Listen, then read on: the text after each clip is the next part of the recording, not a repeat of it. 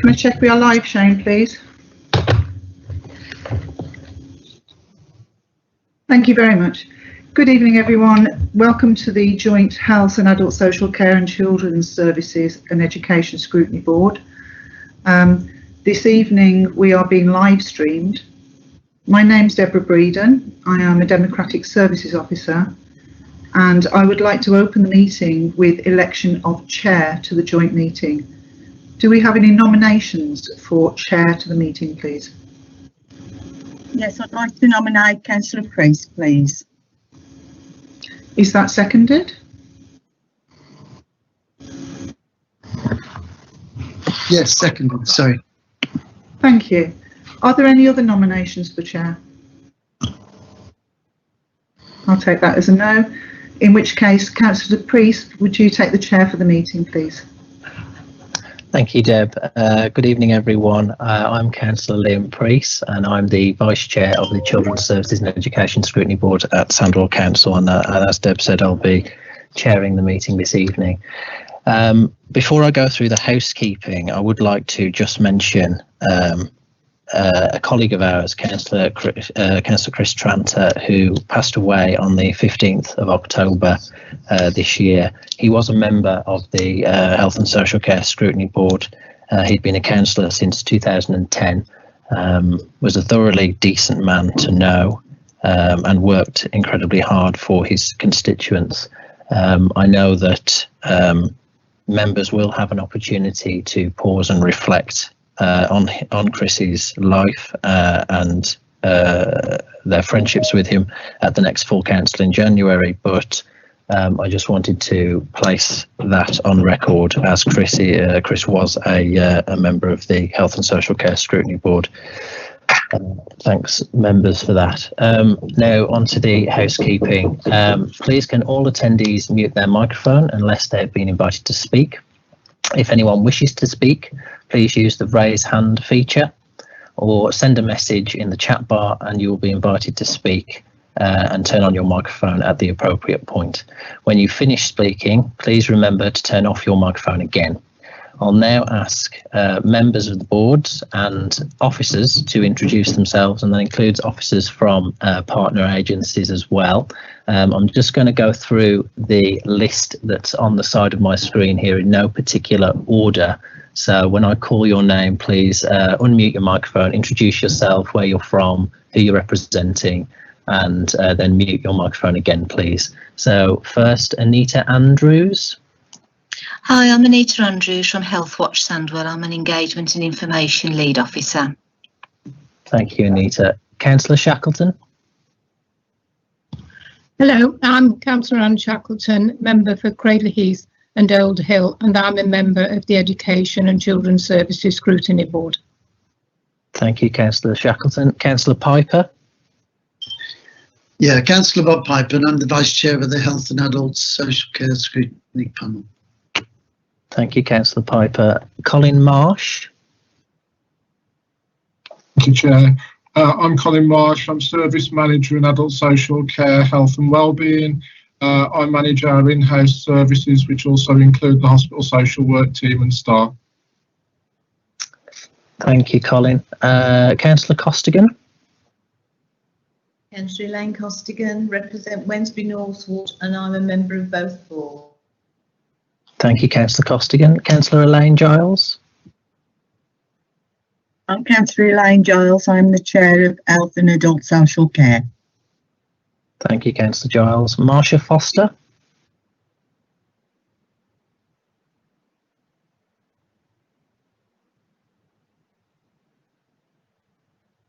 Marsha, are you there? Marsha, you're on mute at the moment, but I can see that Marsha is in attendance, Chair. Okay, thank you. Jaspal Sahira. Thanks, Chair. My name's Jaspal Sahira. I work in HR and I look at workforce analytics data. Thank you, Jaspal. Councillor Chidley.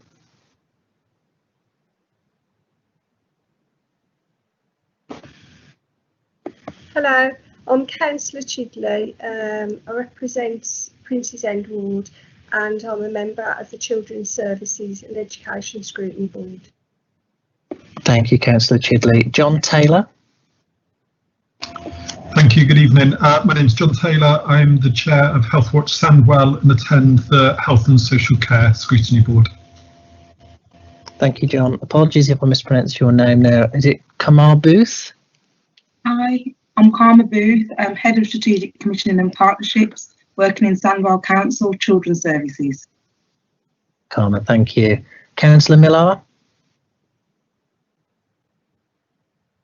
I'm Kay Miller, a councillor for Heatley Heath Ward, and I'm on the Education and Children's Services Scrutiny Board.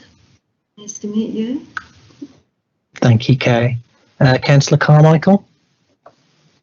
Thank you. Kerry Carmichael, councillor in Blackheath and member of both scrutiny boards. Thank you. Thank you, Kerry. Leslie Hagger? Hello, Leslie Hagger, Executive Director of Children's Services at the Council. Hi everyone. Thank you, Leslie. Lisa McNally? Hi everyone, Lisa McNally, Director of Public Health for Sandwell. Thank you, Lisa. Councillor Ashman? Hi, it's Lorraine Ashman, Councillor for Tividale Ward and a member of the Education and Children's Services Scrutiny Board. Thank you, Councillor Ashman. Yassar Mohammed? Good evening, everyone. My name is Yassar Mohammed, Equality Inclusion Lead, Black Country Healthcare NHS Foundation Trust. Thank you. Tom Parker?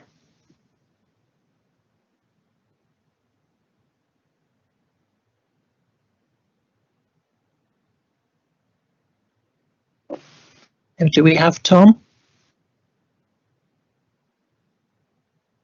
Feel like the host of Eurovision when they have to satellite into all the different countries giving their points, and it's, you know, it always goes a bit wrong. Never mind. Councillor Richard at the moment, but he may rejoin us shortly. Okay, thanks, Deb. Councillor Richard Jones. Hello everyone, I'm Councillor Richard Jones, member for Old Worley, and I'm a member of the Health and Adult Social Care Scrutiny Panel. Thank you, Councillor Jones. Councillor Richard McVitie. Hi there, Councillor Richard McVitie. I'm a member of Councillor for Newton and member of the Children's Services and Education Scrutiny Committee. Thank you, Councillor McVitie. Councillor Simon Hackett. Hi, Simon Hackett, Councillor in Friar Park and also a member of the Health and Adult Social Care Scrutiny Board. Thank you, Councillor Hackett. Councillor Sue Phillips. Hi, Sue Phillips. I'm a member for Charlemont with Grove Vale and a member of both of the Scrutiny Board. Thank you, Councillor Phillips. Sue Stanhope.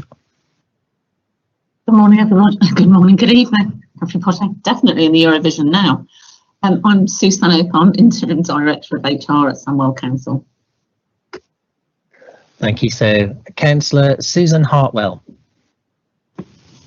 I'm Councillor for the Albury Ward and also a member for the Health and Adult Social Care Board.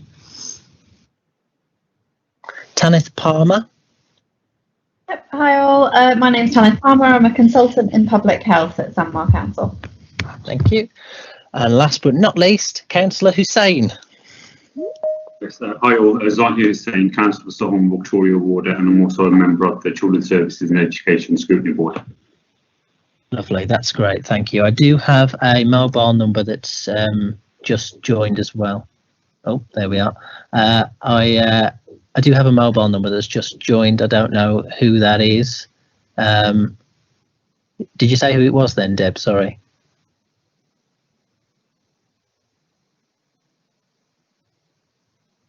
No? Okay, well, if we ask the person who's just joined the meeting by phone to identify themselves, that would be really useful. Yeah, if you're dialing in on a phone, could you just say hello and who you are?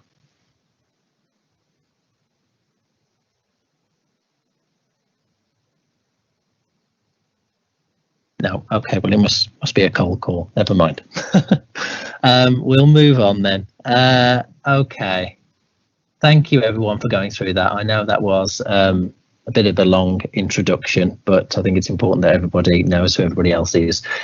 So just before we move on to the agenda proper, members will notice that there are 3 presentations this evening, and then there is a Q&A session towards the end. Unless there are any objections, what I'm suggesting that we do is take questions on the individual presentations after each presentation, and then there'll be an opportunity at the end for members to ask any questions or make any comments about the session as a whole. And then the final part of the meeting will be any recommendations that we want to make, if we want to make any. It is worth noting that I've been advised that from a constitutional point of view, although this is a joint committee, we do embody all of the statutory powers of the Health and Social Care Scrutiny Committee. So just to so members are clear on what the powers of this committee are, if they do want to make any recommendations to either internal council teams or responsibilities, or indeed to partner agencies.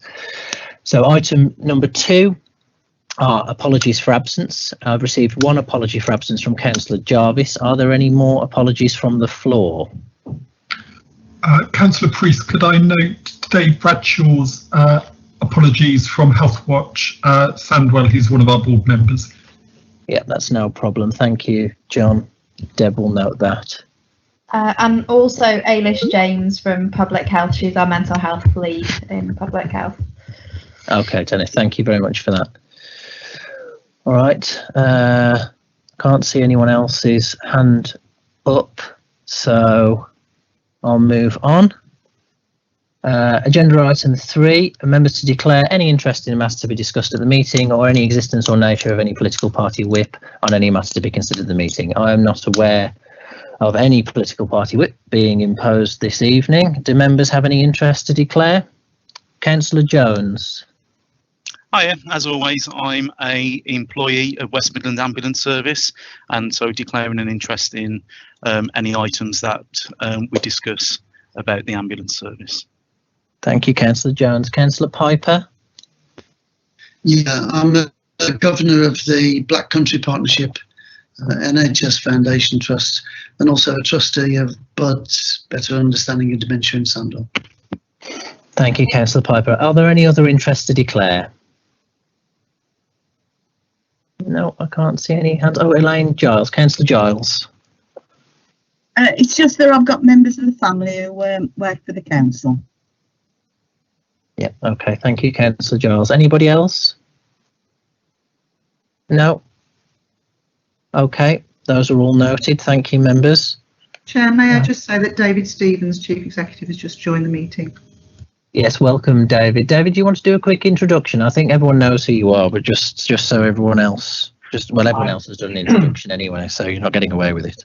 Thanks, Councillor Priest. Hi, it's David Stevens, Chief Exec, Sandwell Council. Good evening, everybody. Thank you, David. Right then. Item number 4, minutes of the Health and Adult Social Care Scrutiny Board on the 14th of September 2020. These are just for noting. As we're a joint board, we can't approve or amend those minutes. So it is purely for noting. Unless anyone has any burning comments about those minutes, I will take them as read and noted. Does anyone have anything they want to say? Councillor Piper? Yeah, Chair. On page 10 of the minutes, Lisa was given a report about from Public Health, and she said actually it was currently legal for grandparents to provide childcare in a public house. I don't think she meant a public house actually, but she meant a household. I wonder if Lisa can tell us whether that changes as from Thursday, or whether that will still be the same. I've got a personal interest in whether it changes. Lisa, do you want to respond to that? Yeah, so I'm not sure about in a public house. I think it was probably a private house, hopefully. So under Tier 2 restrictions, initially, the government only made an exemption for household mixing for registered childminders, which was a bit impractical. So this was one of those rare occasions where we lobbied central government and actually were listened to, and we changed restrictions.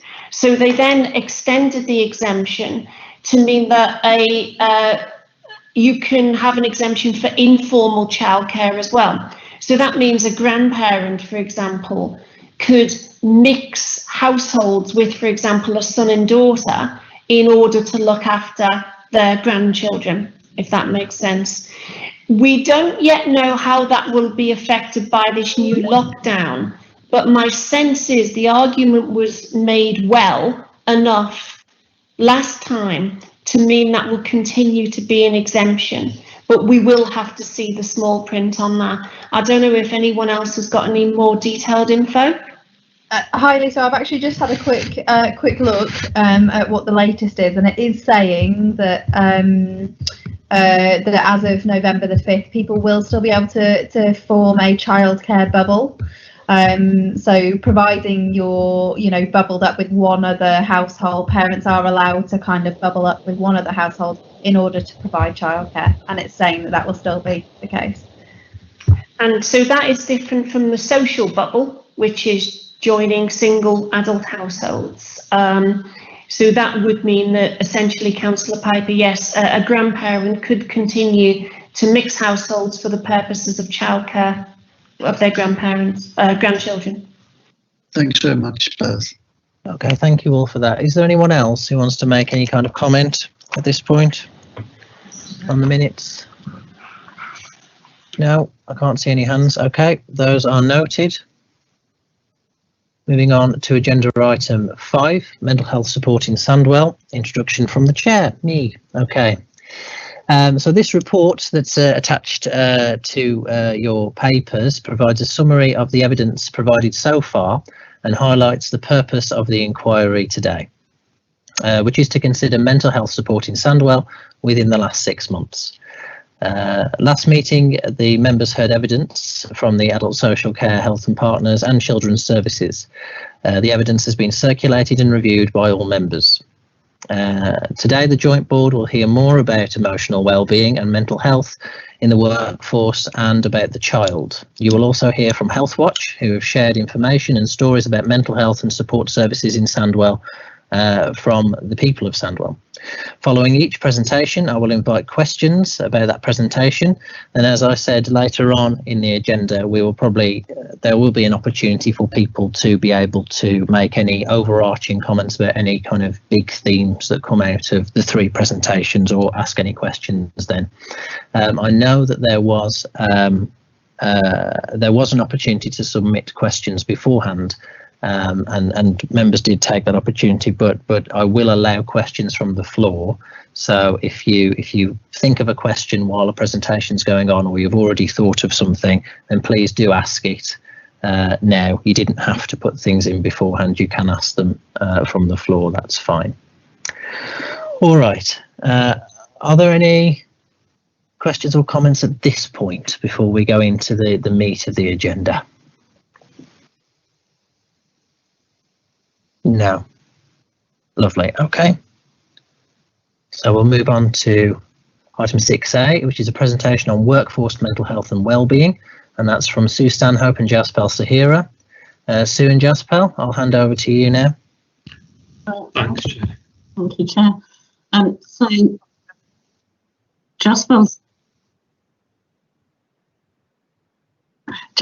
is going to share the presentation with you, and we're going to do a double act. So there are 2 parts to this. One is to report back on the outcome from a recent survey that we did of our employees in relation to their mental health and wellbeing, and then the second part of it is to just go out to go through some of the support measures that the council currently have in place, and some of the things that that we're already doing, and also the next steps. So first part of it is going to be Jaspel going through the survey, and then I'll just pick up after that, Chair, if that's okay. Okay, great. Thanks, Sue. So my role, as I mentioned earlier, was to essentially collect and analyse workforce data. So with respect to mental health, I've achieved this through an employee survey and sickness data, basically. So I'll go through both of these two data fields with you on what the actual findings show over the past 6 months, basically. So the survey itself was conducted in July, late July, and was roughly kept open for a 6-week period to get the highest possible response rate we could. So it was roughly made up of around 40 questions, and those questions looked at a number of subject headings, basically, and mental health was one of them. So the findings here will look at that. Before I show you that, just want to say that actual response rate was 50% for the survey. That equates to about 2,000 responses across the council. And when we looked at the survey, we broke it down into working styles. And that's because of the effect the pandemic has had on the way people work effectively. So those 3 working styles were working from home in a council location, and those employees that solely work from a council location and across the borough. The vast majority work from a council location. I think around 1,300 of those responses, around over 400 was the hybrid working from home and the council, and around 300 responses were from a council location, or they worked across the borough in some means.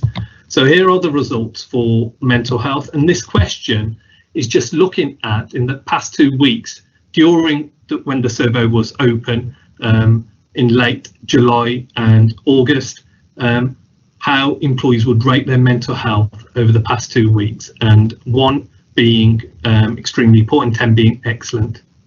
So what this does, gives you an overall score across the council, but then breaks it down into those individual work styles I've just discussed.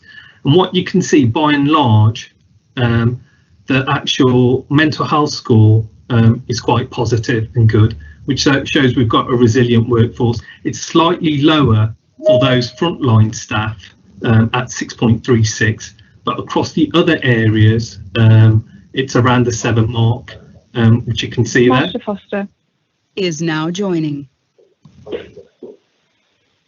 So this tells me we've got a resilient workforce, but obviously with the second wave coming along, it may have an impact on people's mental health, especially those frontline staff. The survey also looked at specific questions around whether employees knew where to go to for support regarding their health, safety and well-being, and this was overridingly positive. 88% scored this in terms of responding positively to this question. So they knew where to go in terms of communication and so on regarding their mental health and well-being, and a further 85% of respondents believed they have been managing their work-life balance well since the lockdown. So by and large, all the results regarding mental health that we've reported from the survey have been largely positive, but obviously that's a snapshot in time, looking at those August, and the pandemic wasn't as great then as it was earlier on in March. Obviously, if we looked at this more now, it could potentially be different. Sickness figures, what you can see on the left chart is the sickness figures for last year, and it's cumulative for Q1 and 2. And that's been compared against the sickness figures for this year. Again, that's cumulative from April to September.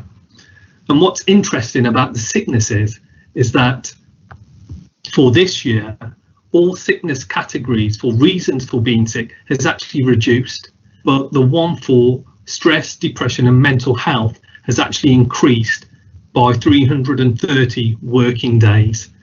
So that's an increase of 8.6% compared to the same period last year. And what's interesting also is, while the number of employees going off sick with stress, depression, mental health has remained more or less the same, the occurrence in terms of the duration has actually increased from 21.8 to 25.8, and that's more or less been down to personal and bereavement related issues. And again, that could be down to the pandemic having an effect on people's lives from a personal point of view, not work related, and having an obvious impact on bereavement. So while we've got a resilient workforce, the data starting to show actually stress, depression and mental health is actually rising, and this could be a problem obviously further into the pandemic and result in sickness and people going off sick.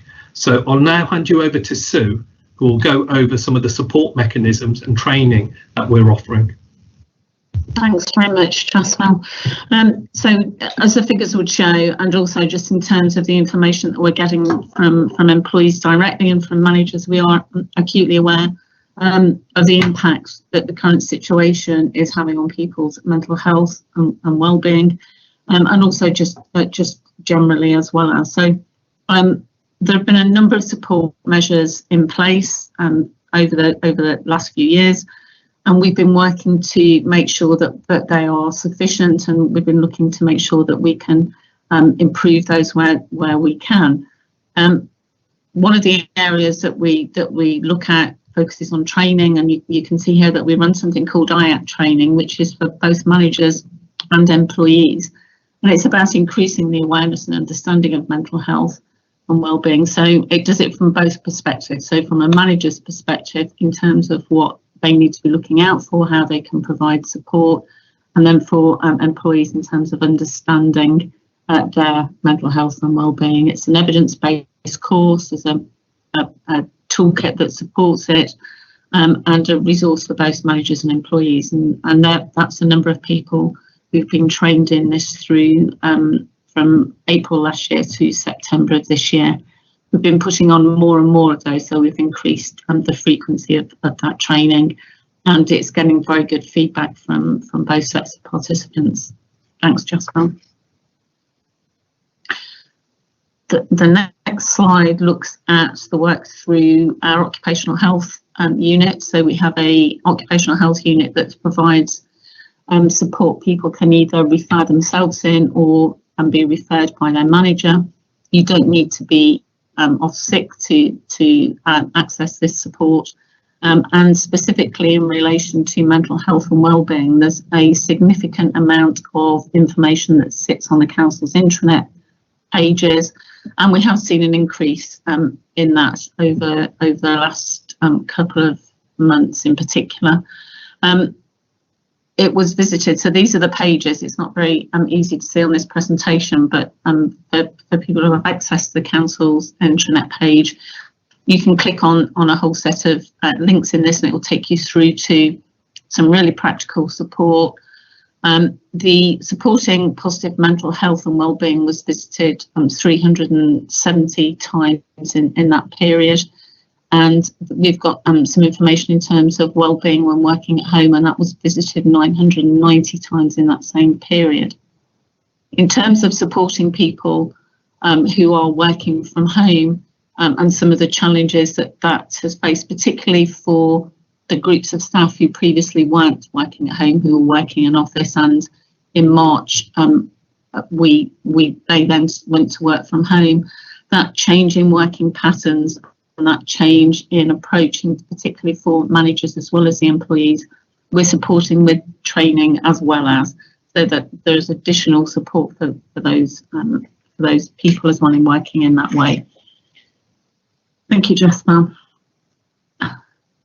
We have an employee assistance programme, so this is counselling, confidential counselling and advice across a range of issues. So employees can access this free. It's a telephone number you can ring up. They provide a range of support, not just in terms of mental health and wellbeing, but also issues around legal advice or financial advice, around family support. So this is absolutely confidential. Any employee can ring up and access it. And since January, that service has been used by nearly 400 different employees. It's promoted on the intranet. we make sure that we provide those information, telephone numbers to managers and to staff, and it provides up to 6 counselling sessions around people's mental health and wellbeing. And through that process, we'll also encourage them to talk to their GP if they're not doing so already, to make sure that they get any further advice and support. Thanks, Jasper. So in terms of the next steps, we are constantly looking at how effective those support mechanisms are. So whether it's the training, the interventions through occupational health, to make sure that and also talking to employees. So we've recently run some employee conferences and making sure that we get feedback from those individuals to understand whether or not there's additional things that we need to be putting in place, and to see how effective the ones that we have got in place that are responding to a particular set of circumstances. Master Foster is now exiting. Are working. We also work very closely with trade unions. We meet with them really regularly. So I'm meeting with the trade unions at the moment 3 times a week, both to talk to them about the current set of circumstances we're in, but also to look at how we can take the information, intelligence and support and advice that trade unions have and make sure that that's widely known by our employees as well.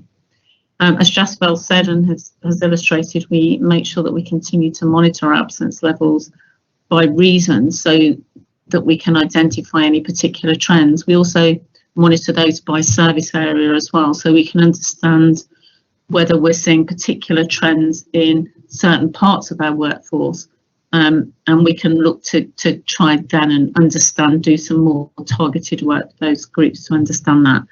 Partly we do that through pulse surveys, so shorter targeted surveys on particular issues or particular areas of our workforce.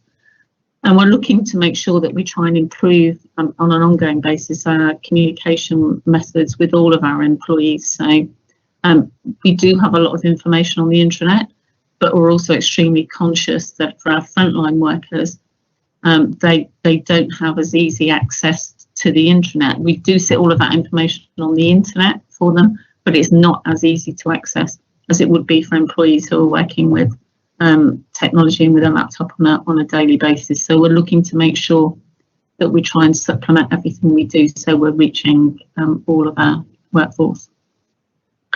And that's the end of the presentation, Chair.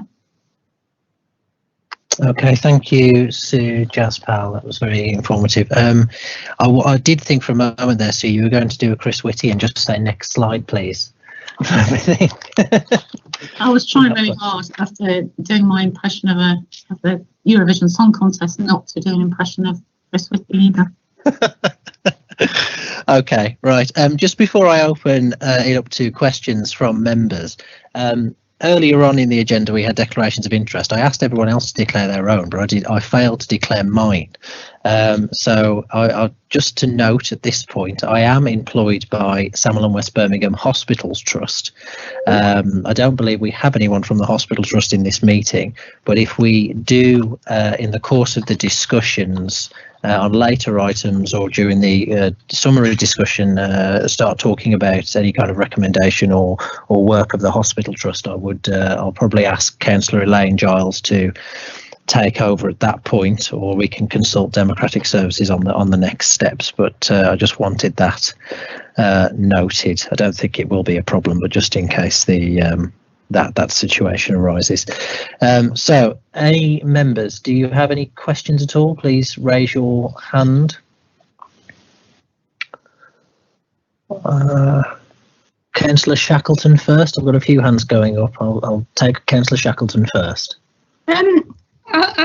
I've followed the assistance programme, and I think it's absolutely phenomenal what you've put in place.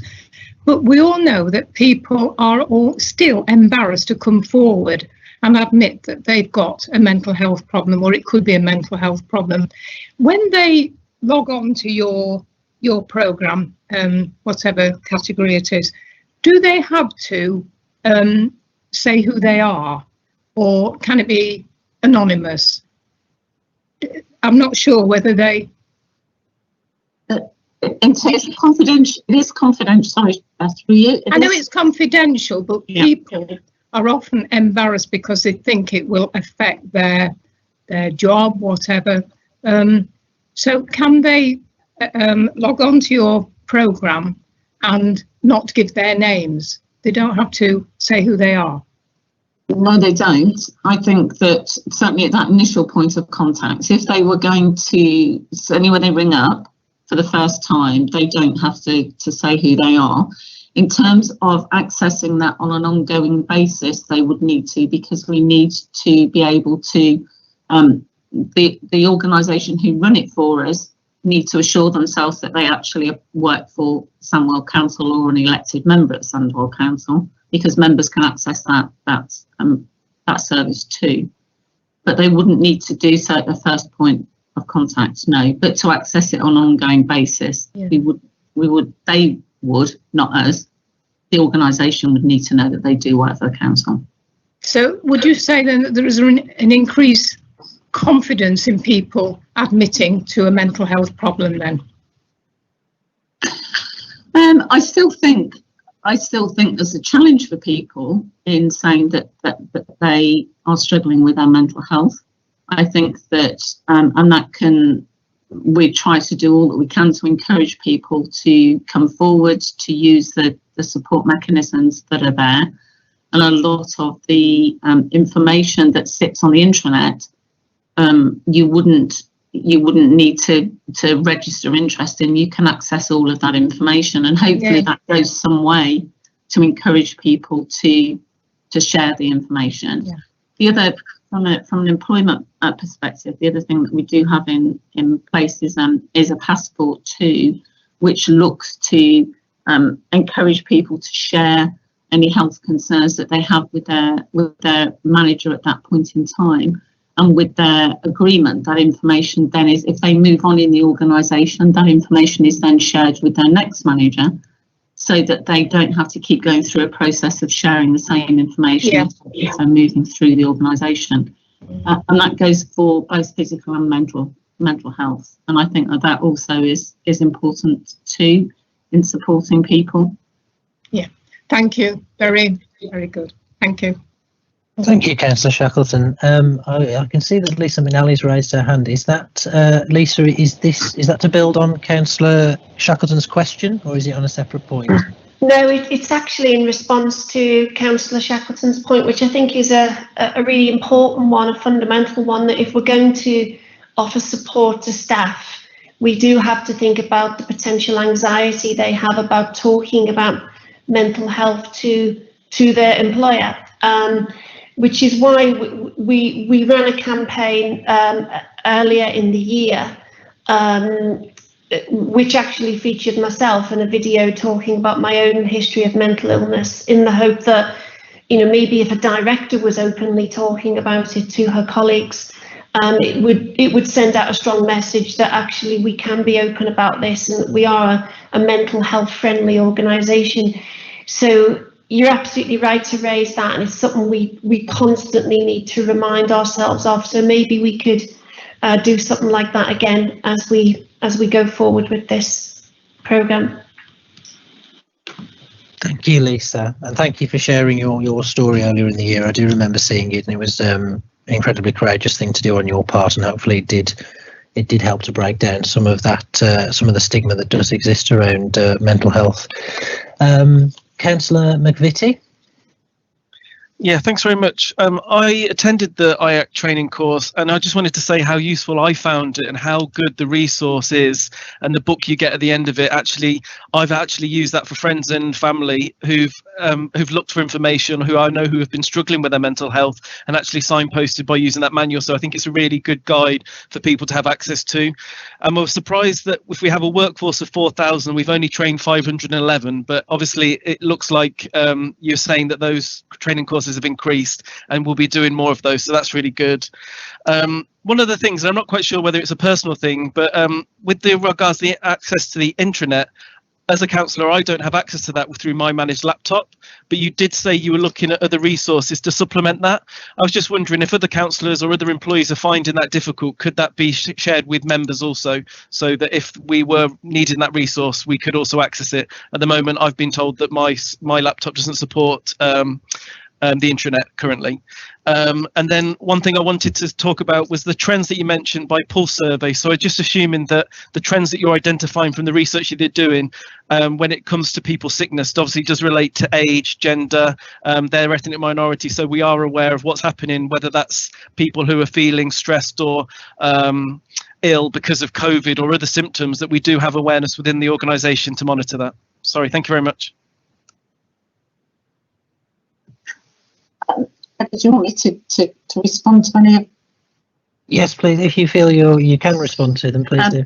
I really struggle to respond to the point around the intranet and stuff like that, but we can certainly look into that and understand where we can sit the information that enables the broad, because that is a challenge for us in respect of certain groups of our employees and obviously now some of our elected members. We are able to, and I'm sure Jaswell can give a lot more detail if members want, we are able to break down our absence data and chunk it and slice it in a whole different sets of ways to actually understand trends across not just service area, but whether we've got any differences in terms of the ways that Councillor McVitie said. And I'm glad that you found the training useful. Absolutely, we are increasing the amount of those courses that we put on because of the very positive feedback we're getting, and also because we recognise that it's the need is there as well. Thank you. Deb, can I ask that you just make a note of Councillor McVitie's point around the breakdown of absences into different categories and around service areas. We'll pick that up later on in the meeting around when we come to the summary, and take the board's views on whether we want to make a formal recommendation on that or a request. Councillor Piper. Yeah, thanks, Chair. It may be that this is some of that analysis that you were just talking about, Sue, but I wondered, is the pattern of people reporting mental ill health work-related mental ill health, or is it a more general point around isolation caused by COVID and working from home and the rest of it? I'm going to defer to Jasper on that one. I think that it isn't work related, it's general, but I think he probably is better placed than me to respond to that, Councillor Piper, if that's okay. Jasper, you're on mute. Apologies. The data itself for sickness, specifically for mental health, stress and depression, is only broken down currently on our system by bereavement, personal, or if it's from a work-related type issue. So we can't really know whether it's directly related, I guess, to COVID. But what you can infer from the information is whether it's related to, say, a bereavement, or it's some kind of personal issue that's caused the mental health issue in the first place. What I would say is we're starting to look at this data for a lot more, especially around some of the inequalities that was discussed earlier around how we slice and dice the data, particularly with ethnicity, age and so forth. And that's what we've already started to do that with respect to the information. Thank you. Thank you. Thank you, Councillor Piper. Thank you, Jasper and Sue. I think that I understand you might not be able to break things down into more precise subcategories, but it may be useful to perhaps, and we'll discuss this later in the meeting, to get an idea of the sickness absence levels by service area, just to see if there's any particular service area that's got a higher rate than another, and that may be related to the work that they do. I have a couple of other members raising their hands. Councillor Elaine Giles. Yeah, it's just a quick one. There is staff out there, I did ask you before, who haven't got internet access, and perhaps they don't want to tell the manager that they need help. have you got phone numbers or things out to people like that so they can use them? Through you, Chair. Yeah, Councillor Giles, we are absolutely aware that there's a big chunk of our workforce that don't have as easy access to the intranet as some. We do sit quite a bit of the information in terms of support for employees on the internet as well, so that information, if they've got it on their phones, for example, they can get in that way. Also the information is published too, so we do have things like posters, for example. Now clearly we've got a bit of a challenge with our workplaces at the moment, but and that was really the point, the last kind of point on the slide, which is we need to start to think about how we can get information to the managers, get information to supervisors, and that they share that as part of regular briefings with staff. So the staff don't have to ask for it, but it's there if they need it. So we're absolutely conscious of that. Okay, thank you. Does that answer your question, Councillor Giles? Yeah, but I was just wondering, do you ever send things out in leaflets to their homes and such as? So they get it privately on a payslip or? We, for example, the employee survey, we were conscious that there were people who didn't have access to, because a lot of that, some of that you could fill that in online on the intranet too. So yes, information went out to those employees in cases like that. So yes, we do targeted mailings. Okay, thank you. Okay. Councillor Hussain, I did see your hand up, but it's gone back down now. Has your question been answered? No, it's still up. Thanks, Chair. Okay. The question was around managerial support. So what are the plans around looking at the effectiveness of that support? Obviously, it's going to vary with the remote working and the remote support that manager is able to provide. Just want to know around mental health, how we're going to look at the measuring that effectiveness element.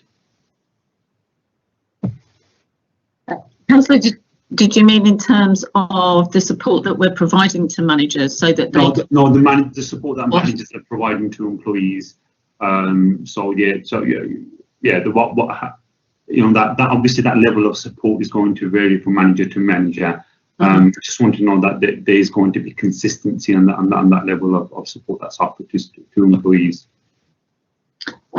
Yeah, so we do quite a bit of work in looking at the support for managers in supporting employees. So there's information that sits in those occupational health pages about what support is available for managers in providing support, but also the level of support that we expect managers to provide.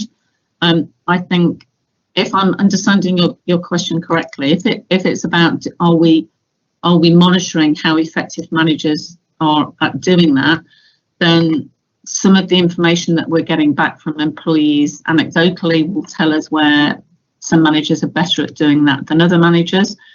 But we're looking at training managers in doing that, because I think it's the point that Lisa was making, which is we need to make sure that as many people as possible know where they can get support, that they feel confident in raising the issues, and that the managers and supervisors respond in an appropriate and positive way to that, so that they then can point employees in the direction of where support's available. So I'm not sure that that answers the question, and obviously there's the learning aspect from that as well, that the organisation can learn from where we're not getting it right, and how we can kind of roll that out to other managers as well. But thank you. Okay. Thank you. I do have Councillor Jones with his hand up. I have got one eye on the time, so in the absence of me, Liam. No, it's okay, Jones. Councillor Jones. It's fine. Jones, yeah, Rich, it's fine.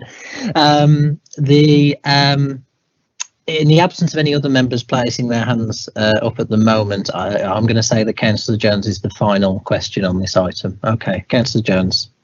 It's just a suggestion. That's something that's worked at the ambulance service about people accessing mental health services, and they put this information on the back of the toilet doors, so that when you go and have your sort of moment and peace and quiet, you can just read and see what services are there. And we found a big uptake in people taking up mental health services by doing this within the toilet. So just a suggestion moving forward, especially for people who don't have access to the internet as well. Thank you, Councillor Jones. Sue or Jasper, do you want to respond to that at all? Or? I'm not sure where we put the posters at the moment, to be honest, but absolutely, I think it's a valid point, and we can look into it. We don't have as many people in our buildings at the moment because most of our workforce are working from home, but we still do have people in some buildings, so we will absolutely look at that. Okay, thank you. I do have just a couple of quick points to make. Jasper, in the presentation you shared, you said 88% of respondents in a staff survey did know about the mental health offer and knew how to access it. What about the 12% that didn't necessarily give that response? Do we have any information on those individuals, or do we have any kind of strategy as to reach out to that 12% to make sure they do know how to access support in the future? You're on mute again. Apologies. So the 88%, that would have been responses based on a scale, basically, and it's the positive responses. So that would have been like strongly agreeing with the statement. Some of those 12% could have fallen into the category where they don't agree or disagree, and they're kind of sitting on the fence. So it may not be that 12% is solely based on negative type responses, if that makes sense. But ultimately, I'd need to look at that data a bit more to understand why, I guess, that 12% may have answered not in a positive way. I wouldn't have that data at hand at the moment. What I would say is the actual positive response to that individual question was exceptionally high, 88%. But I'm more than happy to look at the breakdown of that 12% to understand why that may be the case in terms of the question you've posed. Okay, that's great. I mean, Deb, could we just make a note of that as well, because it might be at the end that we request again more information on that minority that did not fall into that 88% category. The second very brief point is just a point of clarity, really. So as I've made sure that I've understood what you've said, Jaspal. I mean, you said that 330 extra working days have been lost this year, due to stress or related issues. Am I right in interpreting that you believe that is a main driver of that is bereavement, or is that a separate category? So on the chart itself, there's two charts, aren't there, on the slide deck that was actually shown. So I think on the left, it actually showed stress, depression and mental health for last year over a 6-month period, basically from April to September. And then the chart on the right showed the same period for this year. And if you look at both charts, what's evident is for bereavement and personal related stress, that's actually increased basically compared to the previous year. The section for working from a council, from your a council location or doing your job hasn't essentially increased. So I've made an assumption that the bereavement related stress and personal related stress has gone up over the past 6 months. It's most likely have gone up due to the actual pandemic and the effects of that. Okay, thank you for that. That was helpful. Right, okay.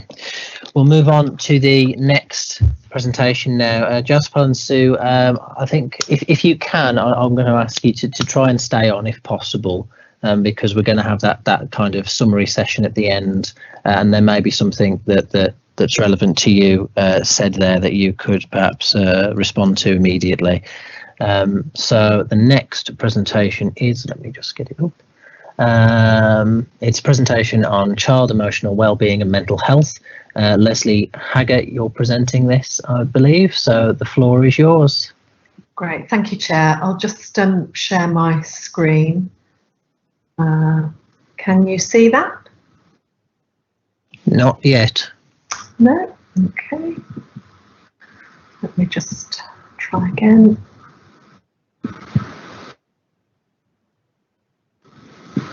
You with me? No. There. See that? No. No, not yet, no. Okay. Try one more time. Oh, something's happening. There we go. I can see it now. Great. Okay. Oops. So you can all see the slide. And can you hear me, Chair? Yes, I can hear you clearly, yeah. Great, thank you very much. When I spoke to Councillor Giles to plan this session, it was clear that what the meeting wanted was a short presentation to give an overview of local arrangements and services that are in place to support the emotional wellbeing and mental health of children, and some information about the impact of the coronavirus on children and young people as well. So this is a simple presentation about very complex issues, but I'm hoping it will give the Scrutiny board members a sense of the key themes. And there are a number of colleagues from the council and our health partners who are present today who've got lots of experience and expertise in this area, so I'm hoping that will help the discussion along later. Starting off though, the slide that I'm going to share now might not feel directly related to the subject, but it's a really important one just to have a look at to start with, because across children's services, not just for emotional health and wellbeing, but across all services, we trip ourselves up often across agencies by the use of different language and terminology that's used to describe the work that we do. So this slide just attempts to give you a bit of context and compare the terminology that's used. And this is really important when we're looking at pathways into services, mapping the availability of services to know whether there are enough services available, and also whether those services are being accessed. And the important point is that there's no solid line between these layers of need and services, and sometimes children and young people will need to access services from across these different layers or tiers at the same time. So this isn't a sophisticated tool, but it's helpful. And you can see here that in the coloured rows, in the green across the top, these are the first sort of level of services that we would want anyone to access. And then they build as we go to the next row along and onwards to the red services. So in green here, services available to everyone. In the sort of yellowy area, services that build on those things that are available to everyone, but usually involve a bit of signposting into services. Into this peachy colour here, which is really where the services might be targeting individuals that they think could benefit from a service. And into the red area, we're into services where the individual may not have much choice about whether to engage. It's a more urgent emergency. And just really briefly, so if we look at this column here, this is what you'd expect to see in a health context: primary prevention, secondary prevention, tertiary prevention, specialist services. But if you were in an education context, you probably hear people talking about universal services, universal plus services, targeted and specialist. In the old Every Child Matters system for children's services, we referred to tiers 1, 2, 3 and 4. If you're thinking about a children's social care environment, you'll probably hear the terminology universal, early help, targeted early help, statutory. And here I give an example just of the police, where they would be talking about prevent through primary prevention and promoting well-being, reduce through secondary prevention or early intervention, delay and treat, and so on. And the sorts of services you might want to see in terms of emotional well-being and mental health for children in this space is information, advice, guidance, being available wherever children are and wherever they can access it. Moving into something that might be more direct support for individuals or group work, such as mentoring or counselling. Sorry, Councillor Shackleton, I think you might be sharing your screen there, so could you just turn that off? Just on the bottom bar there should be a share. There's like a kind of rectangle with an arrow in it. If you just, there should be a stop sharing button.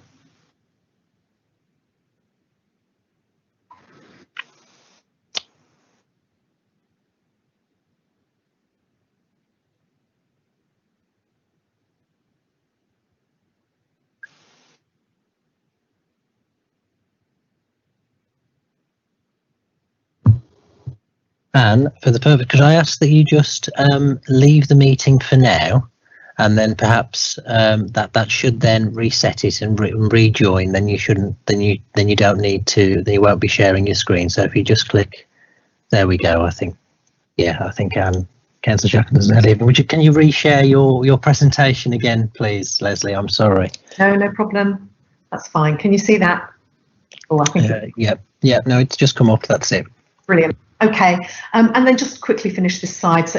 So as we move through here, we've got the direct support. Moving into these more targeted services here, family support, CAMS, etc. And then down into the red area here, which would be more intensive services.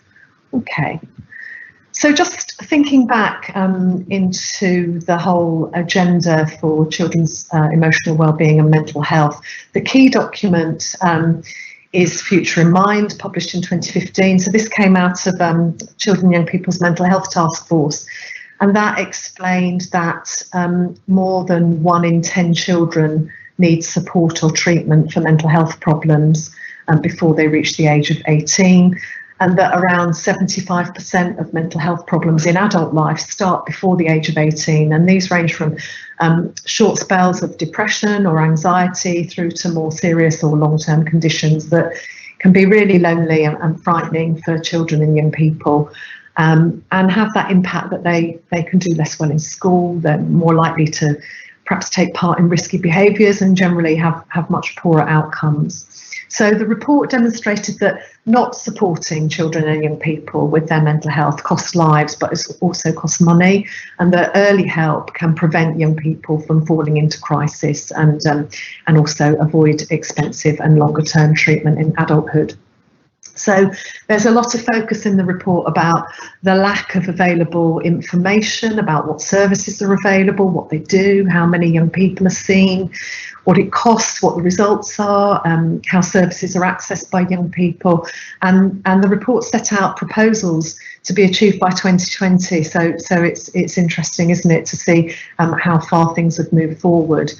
And they talk about early help and early intervention, including helping parents to support and understand their child's needs, making sure the right support from the right services is available for the right children at the right time.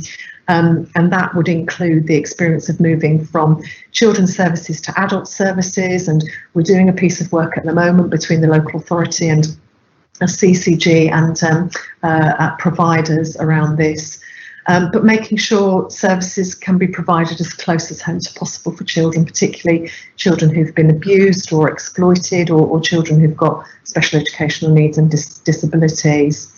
Other things in that report, very briefly: transparency, more openness, making public information about waiting times, results of interventions, value for money and things, but also making sure that professionals who work with children and young people are trained in child development as well as mental health, so they can really understand what might be developmental delay and what might be other exacerbations.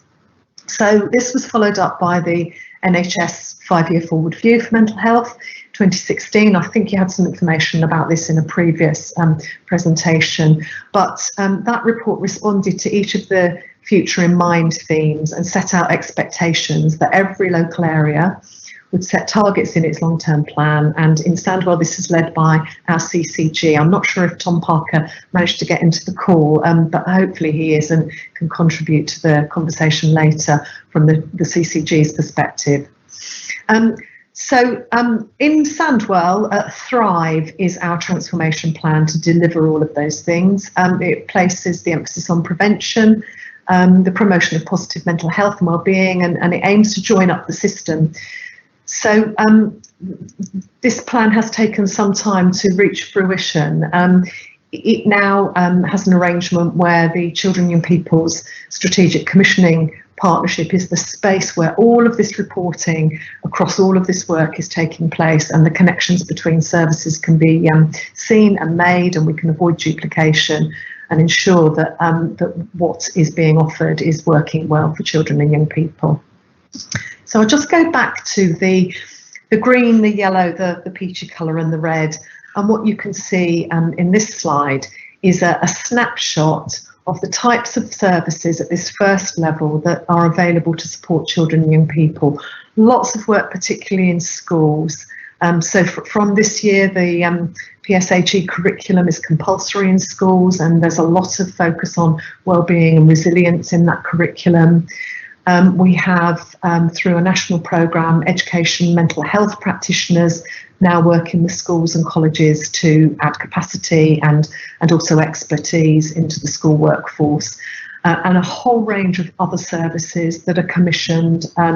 Online counselling through Kooth, which is very popular, drop-in counselling through an amalgamation of a number of voluntary sector providers in Sandwell, our education psychologists and through the council providing a lot of support to young people. And I know that in the first half term they've been providing support in 8 schools, specifically where children are experiencing bereavement. We have 85 emotional health and wellbeing providers in our voluntary and community sector that we know of. I'm sure there are more, and I'm going to come back and say something more about this in a little while. And I must say I'm sorry about all of these acronyms. I couldn't get everything onto the page, so please do excuse that and ask me if there's anything that isn't clear. Our Children's Centre provides services again for children and young people aged 0 to 25 and their parents and families, their carers, and there's a lot of emotional wellbeing support in these services. And then our ACES work across the borough has been really successful in delivering across workforces, across our agencies, trusted adult training towards us becoming a trauma-informed place so that everyone working with children and young people can understand the effect of trauma and work in a trauma-informed way. So moving on to this next area now, the next tier. So an offer through Kaleidoscope, our primary mental health workers targeting specific cohorts of children, including children with autism and learning disabilities, working with our population of children in care, also encouraging the use of an app called Momo, Mind of My Own, that supports children in care. And there's a draft protocol for arrangements between the local authority, Sandwell Children's Trust, and CCG and our providers, setting out what the mental health responses should be in this space. And that will come into effect from April next year. So lots of mentoring in this space, lots of mentoring available in Sandwell, and similarly the support through our educational psychologists. And then very importantly, in the green slide and in this slide, the support from school nursing, really important that school nurses get that engagement with young people, and where they think additional support might be needed, that school nurses are playing an important role in signposting and supporting children into those other services. So just 2 other slides, Chair. Moving on then to the next tier of support, and people, Sorry, have I just stopped sharing my slide there? No, I can still see it. Okay. People often use the phrase CAMS, you know, and CAMS works at this tier, not at the higher tiers. CAMS will make sure that if children through a single point of access into CAMS can be signposted back into these lower tiers, that they will be. But CAMS also offer an early intervention service. There's a specific eating disorders service, a crisis intervention service, home treatment, and an integrated support service for children who've got severe and profound learning disabilities. I've just realised I've put that in twice, apologies. And then specialist CAMS for children with complex mental health problems. And then, as already mentioned actually earlier in the previous discussion, IAPT, so this is Children and Young People's IAPT, so all about improving access to psychological therapies, and our pupil referral unit and our children's social care services often use the IAPT route. It's very important for children who have experienced early childhood trauma in particular. And then moving into this final tier, CAMS Tier 4 services. So we're talking more here about inpatient care, general adolescent services for inpatient care for children and people that don't need security measures, right the way through to low secure services that can accommodate people, children and people with mental and neurodevelopmental disorders at a lower level, but who need some security and procedural security, through to medium secure services to accommodate young people with mental and neurodevelopment disorders who might be at risk of harm to themselves and others, through to psychiatric intensive care units that manage short-term behavioural disturbance that can't be contained within a normal general adolescent service Tier 4. And that behaviour might include serious risk of suicide or there being a real threat to safety. So in this space, the NHS Tier 4 commissioners work closely with the CCGs, the local authorities and the providers to make sure there aren't any gaps in the pathway. And many young people that require Tier 4 interventions also have significant social care and maybe educational needs. So the correlation, the collaborative working between agencies is really important in this space, making sure that children, young people can be in a less restrictive environment as soon as possible and discharge back into Tier 3 services. So finally, just thinking about you know, all of those services that are available, are there enough, are they doing the right things, and particularly what might the impact of COVID be on those services in terms of what our children and young people might need.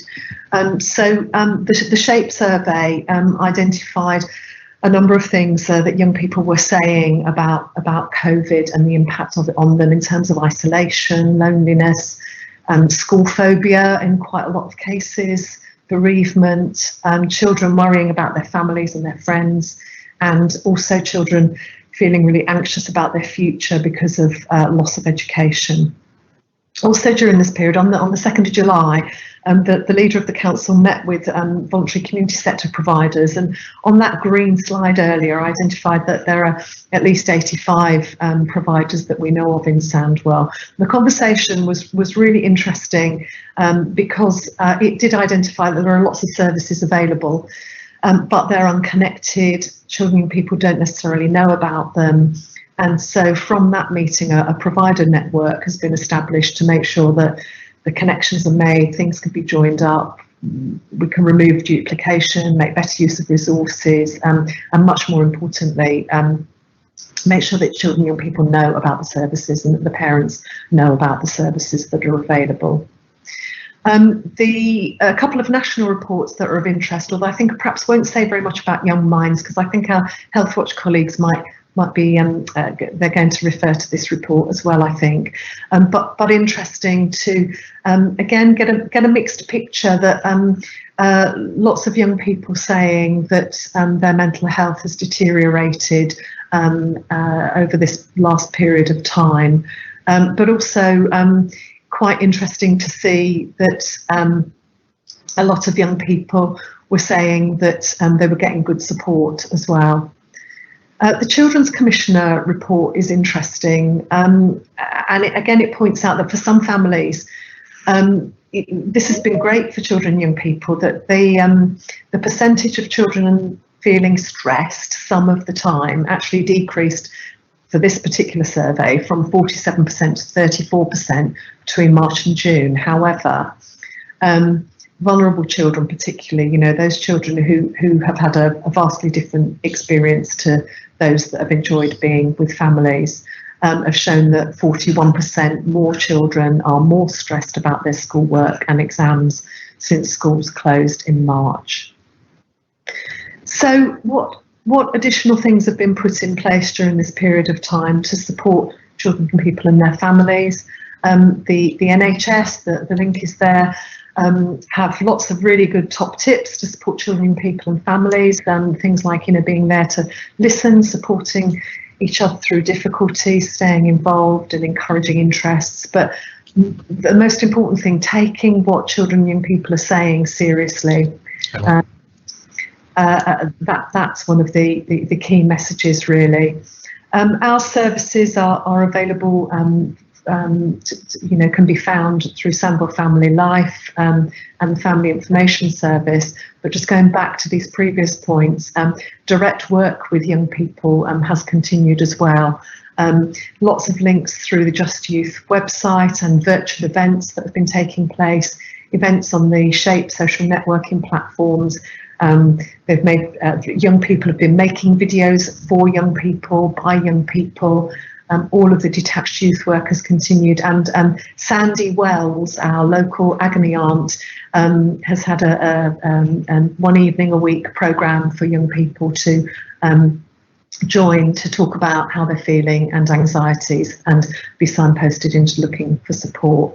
And just as a couple of final things, just for assurance really, since the beginning of September, Ofsted have been carrying out what are called Section 8 visits to schools, and we've had 8 schools so far that have had these visits in the first half term, and they're particularly looking at safeguarding here and the support that schools are providing to children and young people, particularly those who might be feeling anxious or who might have had their well-being impacted. And Ofsted also are receiving regular information from the local authority about the support for vulnerable children, and will be introducing a specific assurance inspection to have a look at this as well. And one of the areas that they're particularly interested in is support to children and young people's emotional well-being and mental health. So I'll just stop there, Chair. Okay, thank you, Leslie, for that. Can I invite members to ask any questions they might have? Please raise your hand. I've got Councillor McVitie. Sorry, just a quick question. Thanks for the information, Leslie. I just was listening to what you were saying, and obviously the information you provided is a bit of a minefield, and it does provide a national picture. But then I was thinking, what does that mean for Sandwell? And then what does that mean for the families? Because there is a lot of information out there.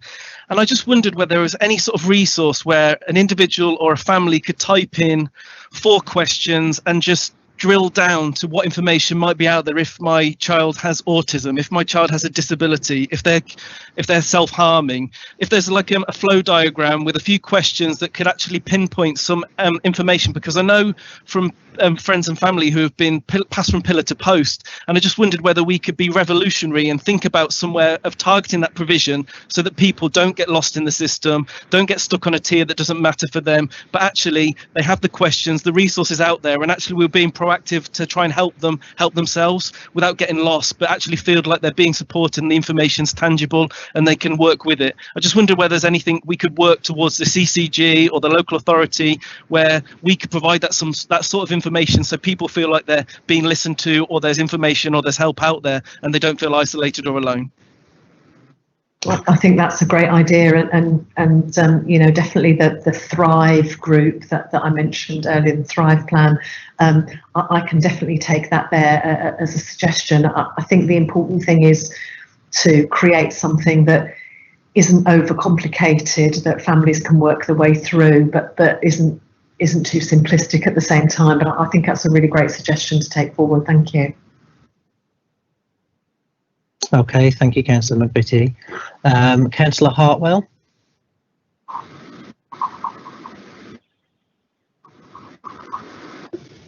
Hi Leslie. Yes, on your first slide, in the red segment, you've got approved agencies. Who would they be, the approved agencies?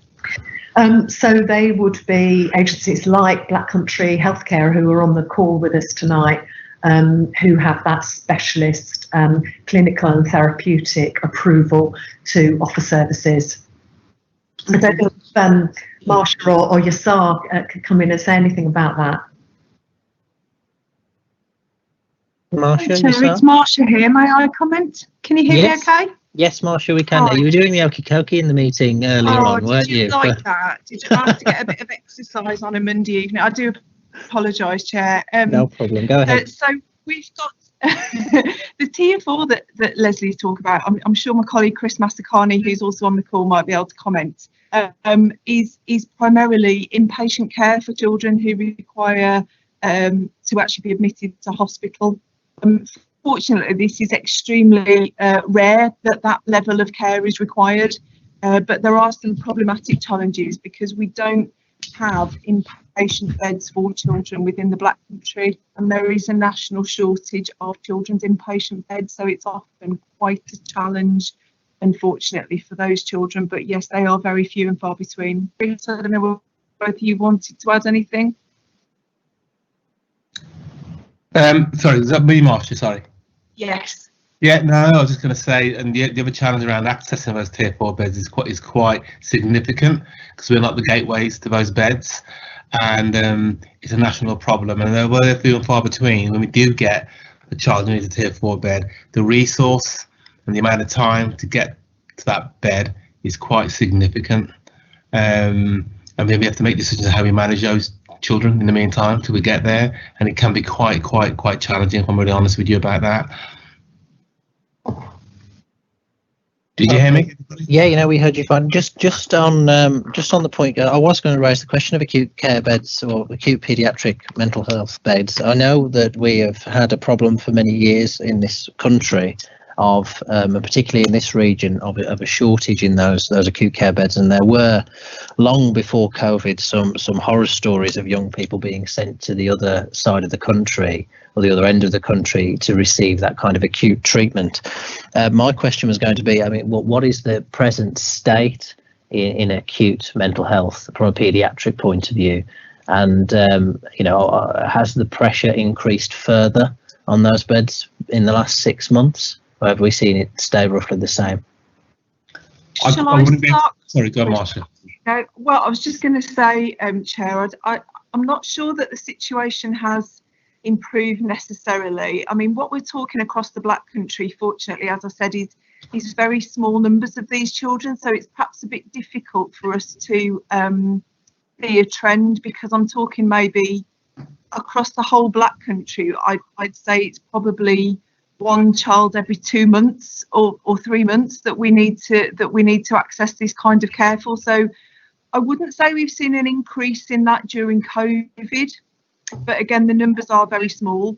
There are some national changes happening with the way that CAMS here for inpatient beds are organised and funded. So whilst I'm not aware of any plans to actually increase the number, essentially, I'm not trying to bore anybody with details, but the arrangements for purchasing these beds are going to be devolved to a more local level.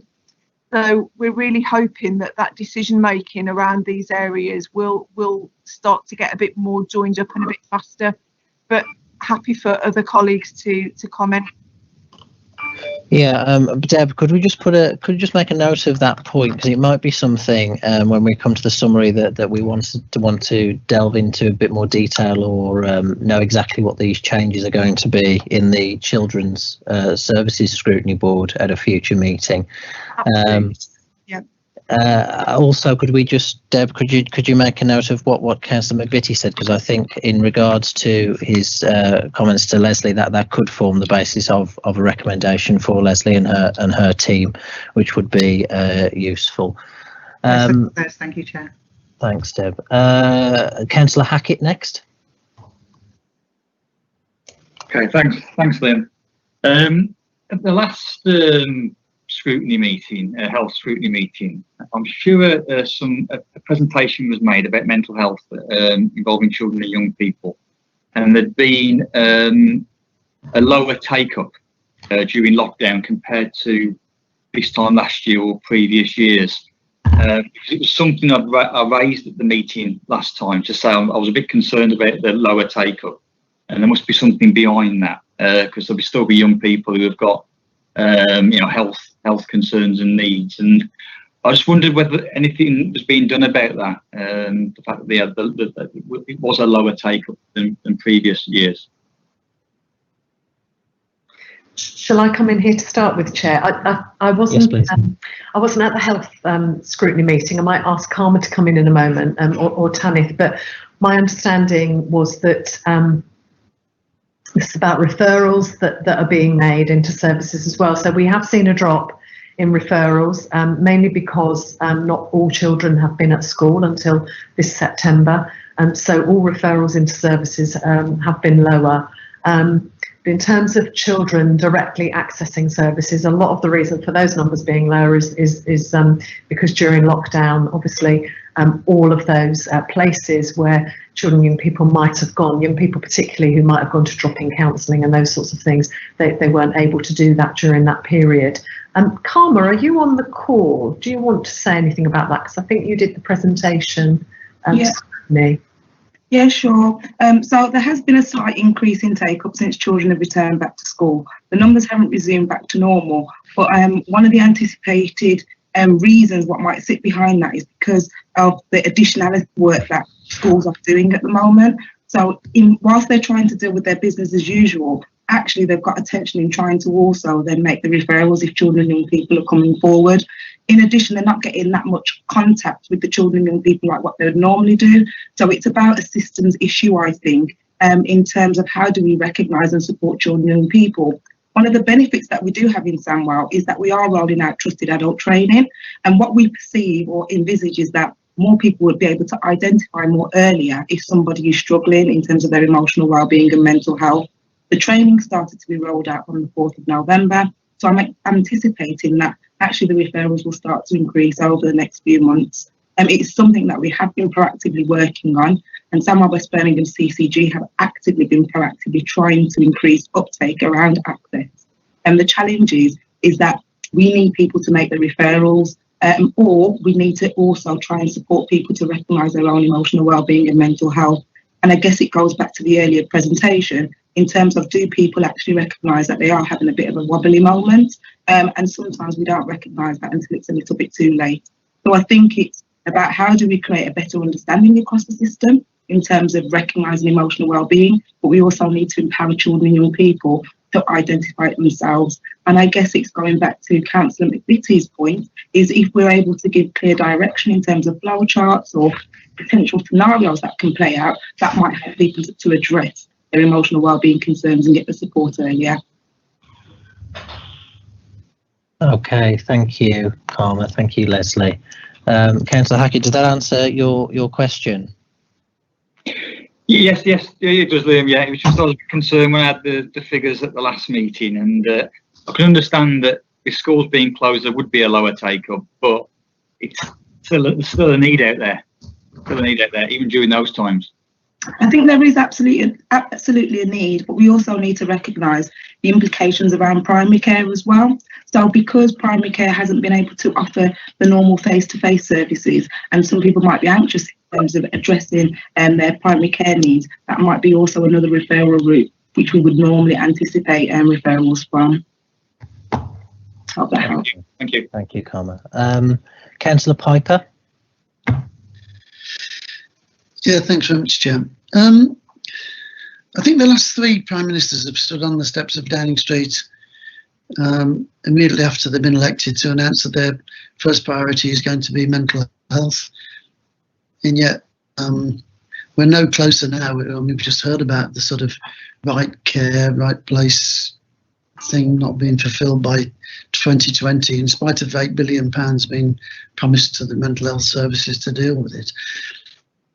Given that COVID is going to quite clearly place massive demands on mental health services, both adult and child mental health services, how on earth are the mental health services going to cope with the increased demand?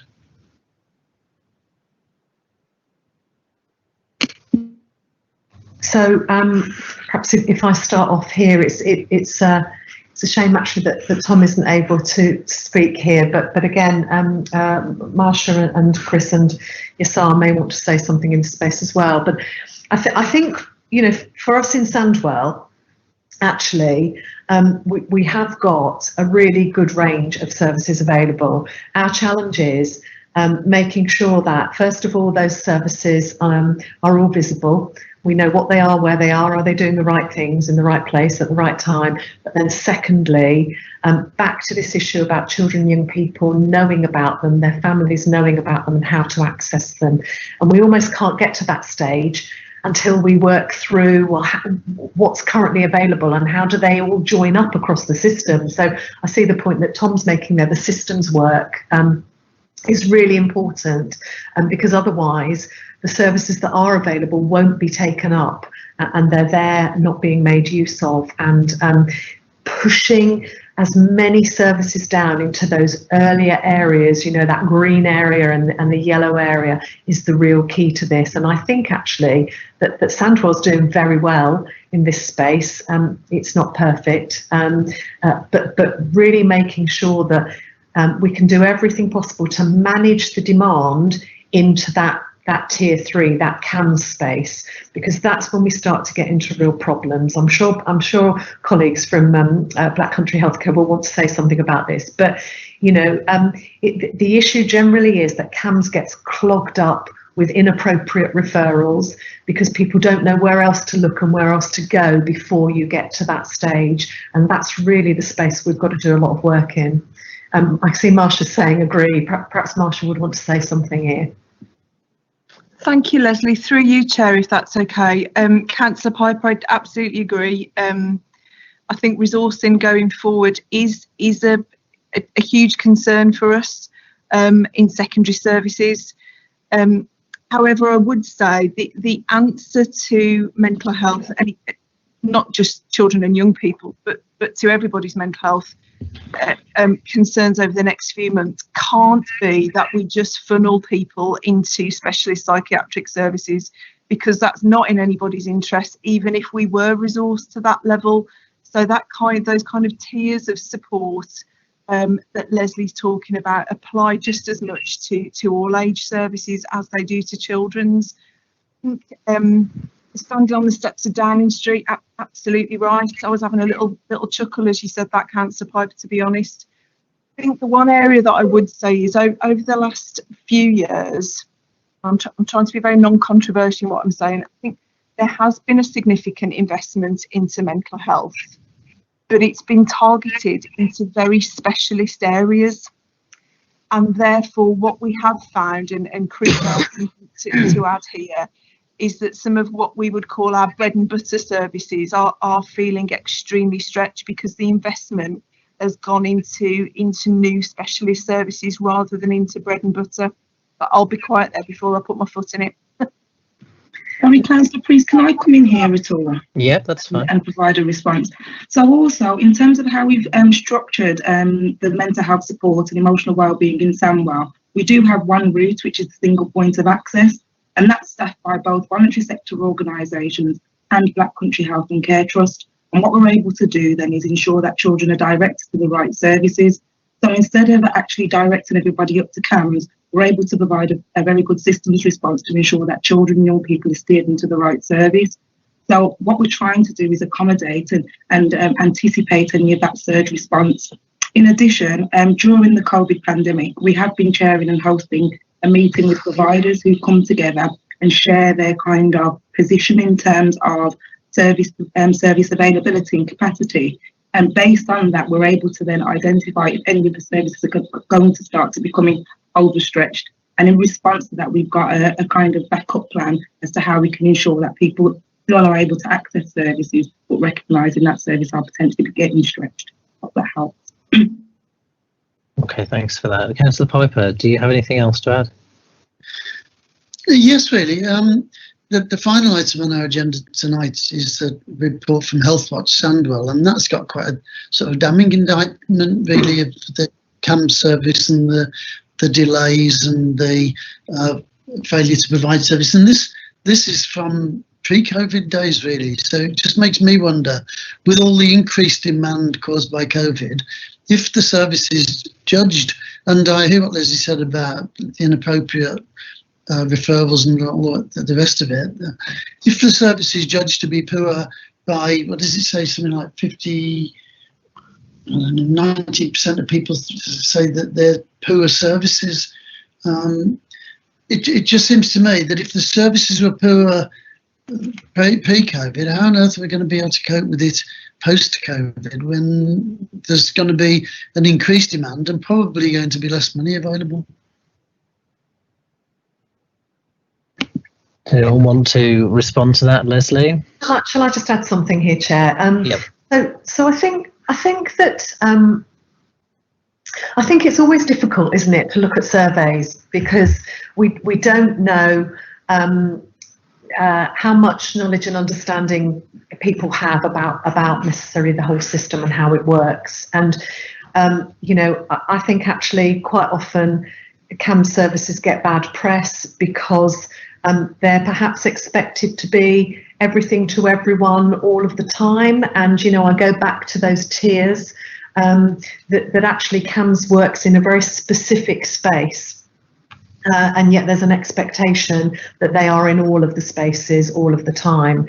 So sometimes CAMS gets used as a be-all word for all of the services that are available, and it's not. It's a whole systems approach. But I understand exactly what Councillor Piper is saying, and I think that in terms of the pressures from COVID, one of the things we've got to do across the system, all of us, whether we're parents or anyone that comes into contact with children and young people, is just to have these open conversations. It's okay to feel anxious. It's okay to worry because of COVID. It's normal to feel sad and upset. And if you lose someone that you love that's close to you, that's really hard. But there are ways of there are ways to find ways to come through, to be resilient, to help yourself manage anxiety, and that they're the things we really, really need to work with our children and young people to get them to understand and to build that resilience. That will be the way that we can manage this pressure on those other services like CAMS.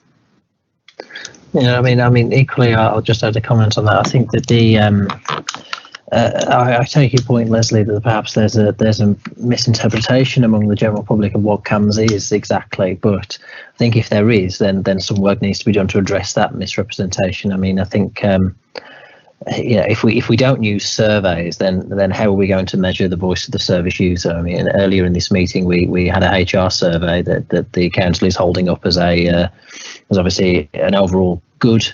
Points to good results to the council's response to staff mental health well-being. So, if we undermine one survey, then I suppose we risk undermining all of them, don't we? So, I think yes. Councillor Piper, do you want to come in? And you made the point I was going to make, Chair. The only other thing I would say is that I used to chair the Black Country Partnership Trust until 5 years ago, and I used to get more grief about CAMS service than all the rest of the services put together. Okay, I do have a couple of people who've raised their hands. I've got Councillor Jones who wants to come in, but I've also got Yazar Mohammed from the Black Country Partnership Trust. So, do you want to make a comment on what's just been said, Yazar? Yes, Chair, thank you. I think Leslie's point's really right, really. It's about thinking about how we enable younger people to talk a little bit more about their mental health and well-being. I think there needs to be more work and focus around stigma and tackling mental health. And I think there's a lot of work to be done with engaging with communities, doing that prevention work.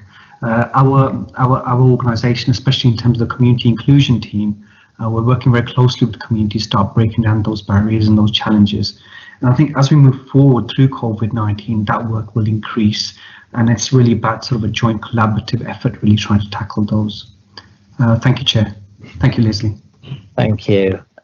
Councillor Jones. Yeah, just an observation. It comes down to effective triage of the problem that's being presented, doesn't it? And where that young person is being directed to. And I think it probably needs a bit more work with the triage of the mental health problem for the child and what level they need a lot sooner, so that then they, instead of waiting this long list of a long waiting list to get triage, they can be siphoned off a lot sooner. We tend to do it within A&E very quickly, but not with mental health services by the sound of it, which is a bit unfortunate. I agree, Councillor Jones. I think, Deb, if we could just capture Councillor Jones's points there for when we have the summary discussion shortly, because I think that if Councillor Giles is in agreement, I think that that may be some work for the Health and Social Care Scrutiny Board to build on from what it's already done around that. Councillor Hussain, this is going to be the final. Have you got your hand up, Councillor Hussain? It's just disappeared again. Yes, Chair. Thank you. Go ahead, sir. Yeah, just a question for Yasser. So we mentioned the inclusion team, and I just wanted to know what, in terms of reaching out to communities and doing that work around understanding and awareness and raising that stigma, what's actually being done in terms of reaching out to communities? Just quickly, Councillor Zahir, thank you for asking that question. We had a consultation event on the 28th of September where 100 delegates attended. There was a number of representation from voluntary sector organisations as well, and we really looked at in terms of the impact of COVID-19 on mental health communities. And there's also a report published on that. I'm happy to share that with you, Councillor Zahir, and pick up that conversation after this meeting. That's not a problem at all. Thank you. Thank you. Okay, I'm going to call members' questions to an end there because I think we've exercised that particular topic. Tom Parker has his hand up.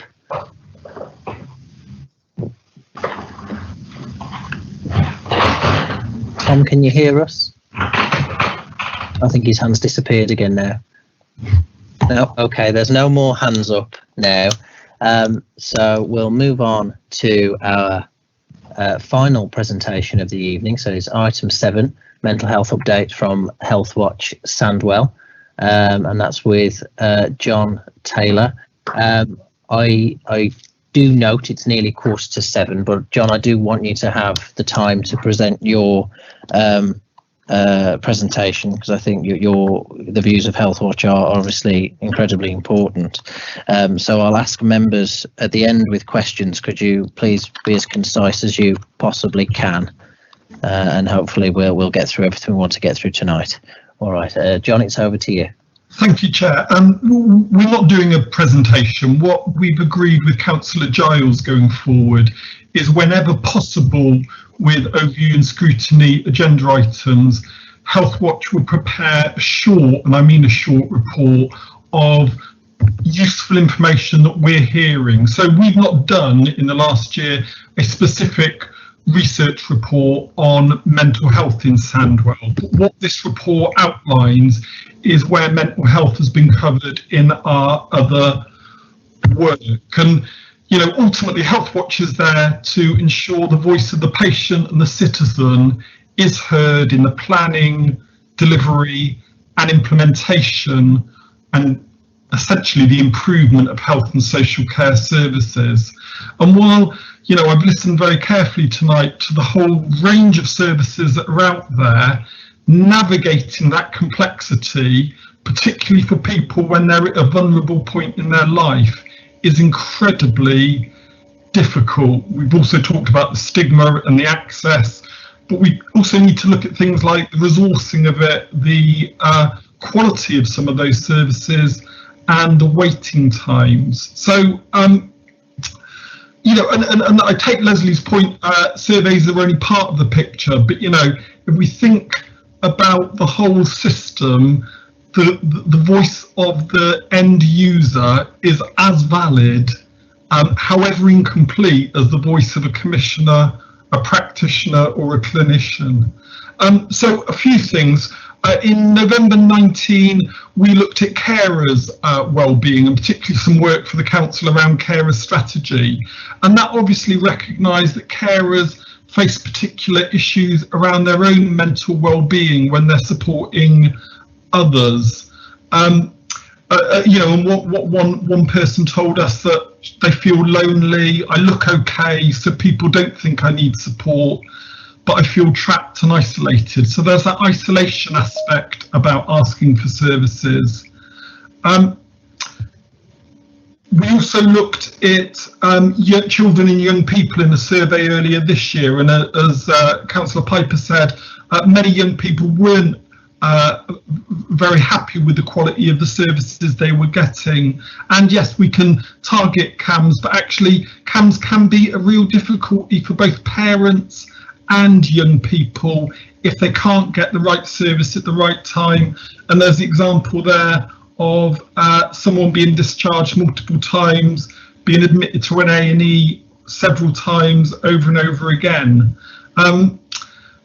We also did some work around homeless young people earlier this year, and again, issues around waiting times came up.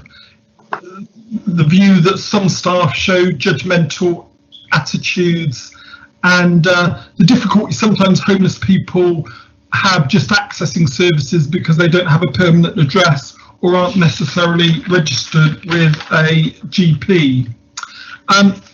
We're not the advocacy and complaint service for Sandwell, but the organisation that is, Power, has indicated that there's been an increase in referrals to them in recent months. We then started to look at the experience around COVID, and you know, as we would expect, people have said their health and well-being and mental health has declined during that period, and that can be around loneliness and isolation, around their relationships with other significant people in their family, and their general emotional well-being.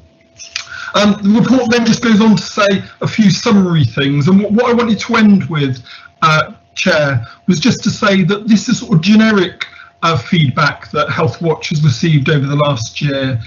We've just launched a new piece of work around mental health and well-being, particularly in response to COVID, and that work begins at the beginning of October and will run through and be published towards the end of the financial year.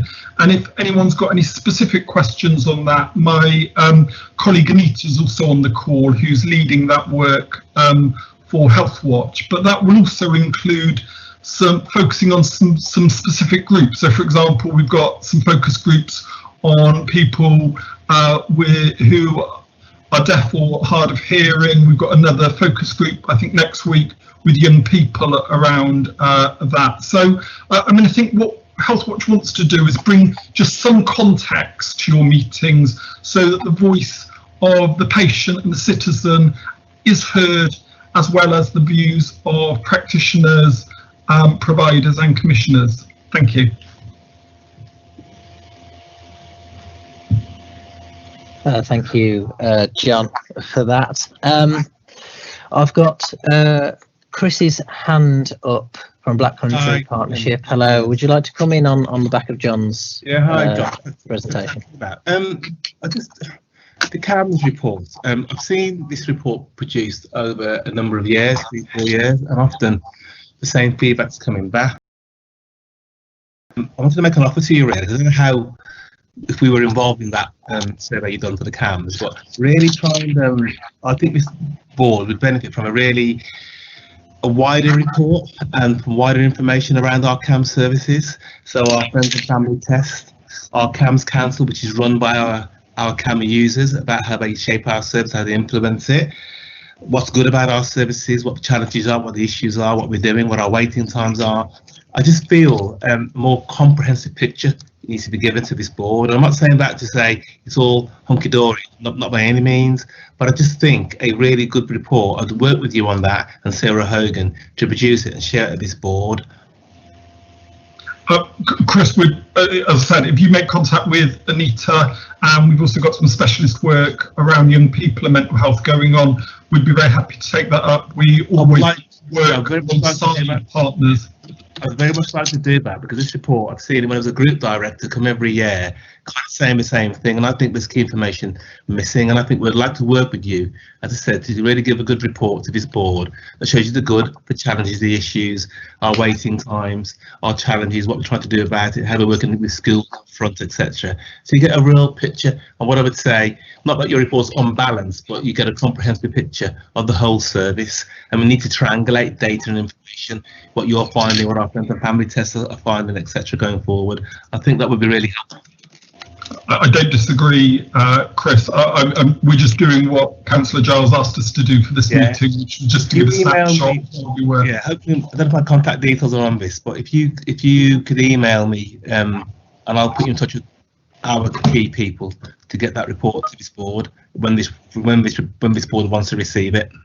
Okay, I've got, thank you, Chris. No, I agree with you on that. I've got Karma's hand up, but just before I bring Karma in, can I just say that Chris, I think that I would appreciate seeing a more in-depth report into CAMS at the Children's Services and Education Scrutiny Board at a future meeting. It probably wouldn't be at our next meeting, as that's later this month, and I think the agenda is already reasonably set. But I think, Deb, again, if we could add this to the summary discussion at the end, it could certainly be a recommendation that we make, that report is produced and presented to either both committees or one, depending on the terms of reference and the scope there. Karma, can I bring you in there?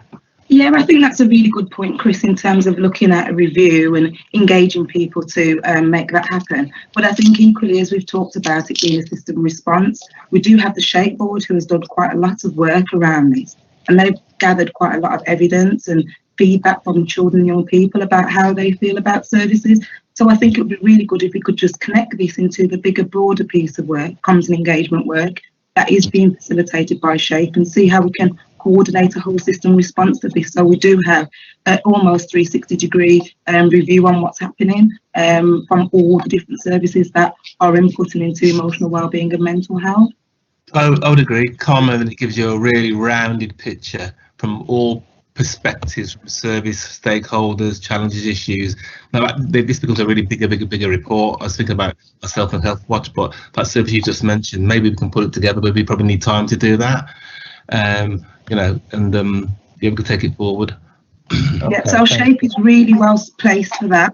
I've already had contact with colleagues from Health Watch today, trying to connect in with Stanmore Children's Trust around children in care, and I think that this would be a brilliant piece of work, which is coordinated from probably Shape, because I think they'll be ideally suited there, and Health Watch are around that table too. Thank you. Okay, so my key person is Sarah Hogan to connect with John and Karma, and she'll probably bring another individual. We could look at that and see how we can take it forward, but depending on how big it becomes, I don't know if the next meeting is available, the one after, I don't know, but with all our pressures going on, we need to make sure. I want to really share it with the board to see the full picture, and we can learn and grow. Okay, thank you, Chris. Can I just before I bring members in, can I bring Anita in, who's got her hand up? Yeah, thanks, Chair. I just wanted to refer to the report that Chris was referring to earlier. That specific report wasn't purposely just about CAMS. We've never done anything that targets CAMS and the patient experience. That was, I think the report you're referring to was something I did around self-harm and the support that young people got from education, as well as all the other support services. So I think what's been suggested tonight, although I think it's a great idea, we've never done anything specifically around CAMS, and I would welcome a discussion perhaps outside this meeting for a different project. The one that John's referred to earlier is generally how people are coping around COVID and their mental health. And as John said, we are doing a focus group with young people. Now, CAMS might be mentioned, but it won't be specifically asked about. It'll be asked generally about support services. I hope that makes it clear. Thanks, Chair. Yeah, thank you. Okay. I'm going to move to members' questions on John's report now. Councillor Millar has her hand up. Councillor Millar.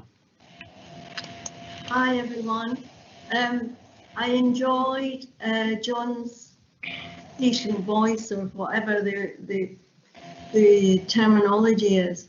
I think it's really important we have users' views in a imbalance here.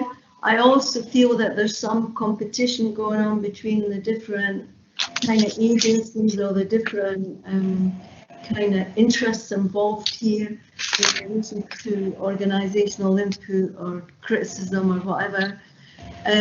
I think too that this whole thing about stigma around mental health kind of runs through the whole presentation, whether it's the council, the employer survey that the council did, of which a quarter, if my memory is right, a quarter of employees took part in.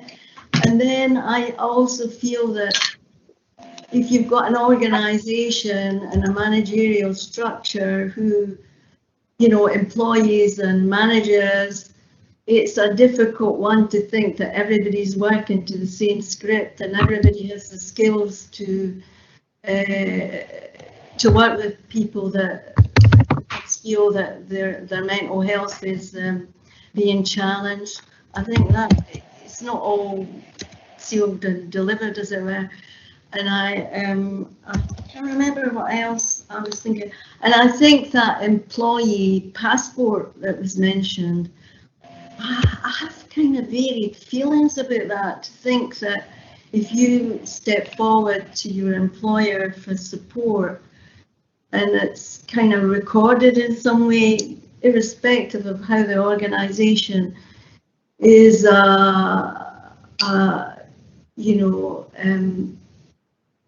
supports mental health within their organisation, I don't know, I think I could feel all sorts of reservations around all that stuff. I just thought I would kind of offer that. I welcome the user voice there. And I don't know how you work all that stuff, whether you do it separately and bring it together as different voices in the picture, and then kind of work on the way forward, where you agree, where you don't agree, and then kind of do that stuff. Anyway, I just wanted to put that in the box. Thank you. Okay, thank you, Councillor Millar. John, do you want to respond to any of that, or Anita? Just to say, Chair, that we will always work alongside any provider that is happy to work with us. And as Anita said, we've not done a piece of work on CAMS. We've done an experiences of young people, of which CAMS was mentioned, and we're just reflecting that in our evidence. I think as well, I would agree with what Councillor Miller says. It's really challenging to gather people's views. It's representative when everybody's such an individual and got different stories and different journeys, but we do our best. Okay, thank you very much for that. I don't see any other members' hands raised. Are there any other questions from members before we move on to the latter part of the agenda? No? Okay. Then we'll move on to the item number 8, which originally on your agenda will be a question and answer session. We've obviously taken questions as we've received each presentation and report. So this is an opportunity, I suppose, for members to ask any questions that they might have thought of since the presentation, or make any comments that they might have, or to pick out any particular themes they think have run through this session. Do members have anything they'd like to say at this point?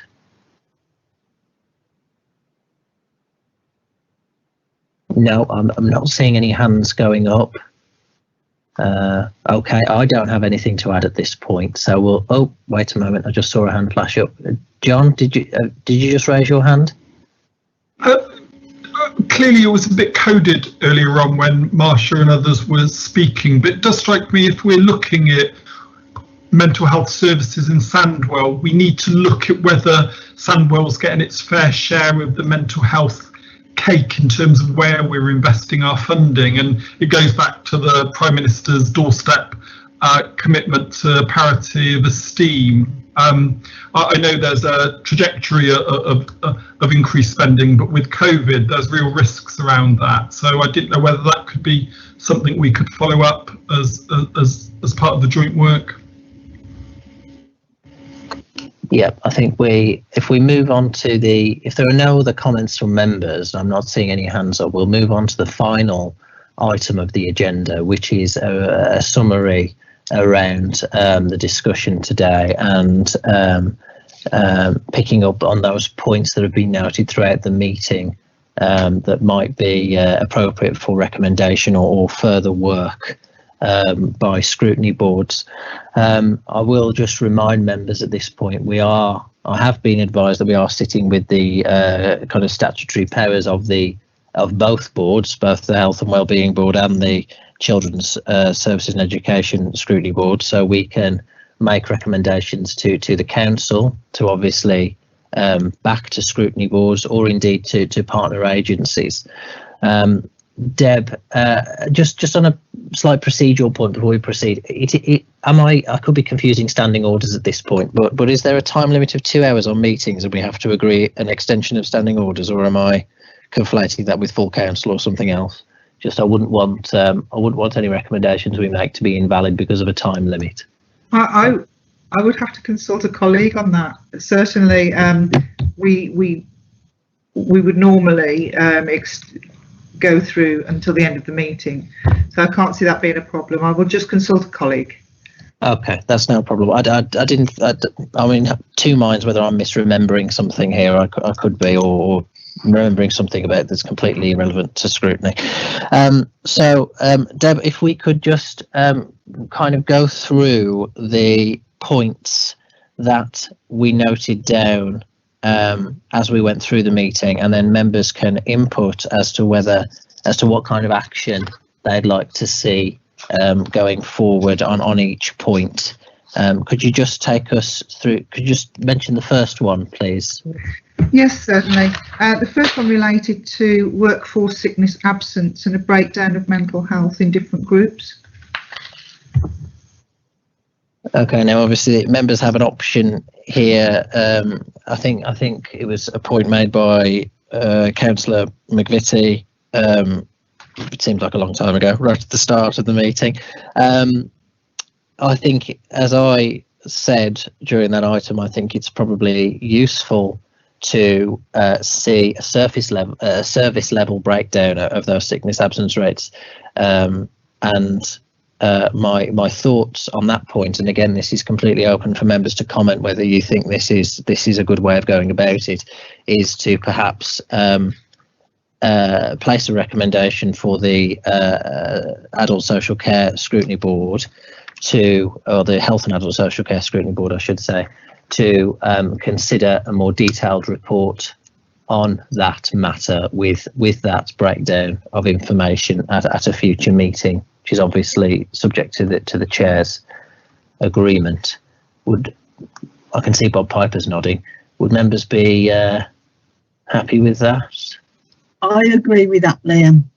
Okay, well, the ball's in your court then Councillor Giles with that on when your board considers it.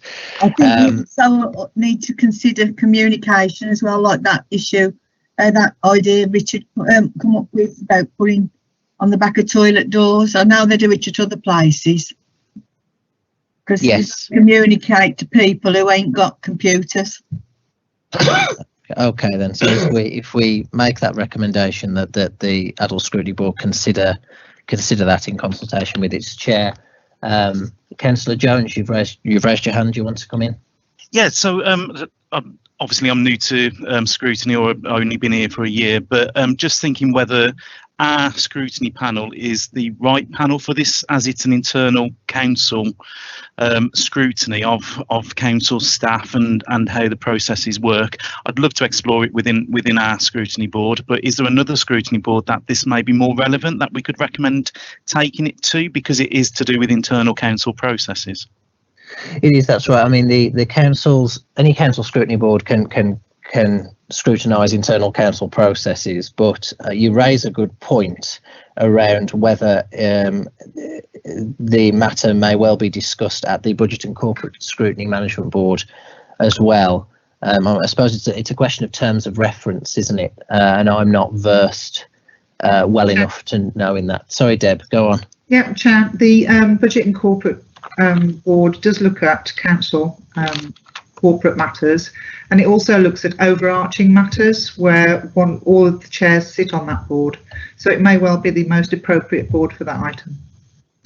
Okay. Well, if the recommendation coming out of this committee is that a report is submitted to scrutiny, to the most appropriate scrutiny board, and then a discussion can be had between Councillor Luke Giles, Councillor Elaine Giles and officers over which board it sits best within the terms of reference for.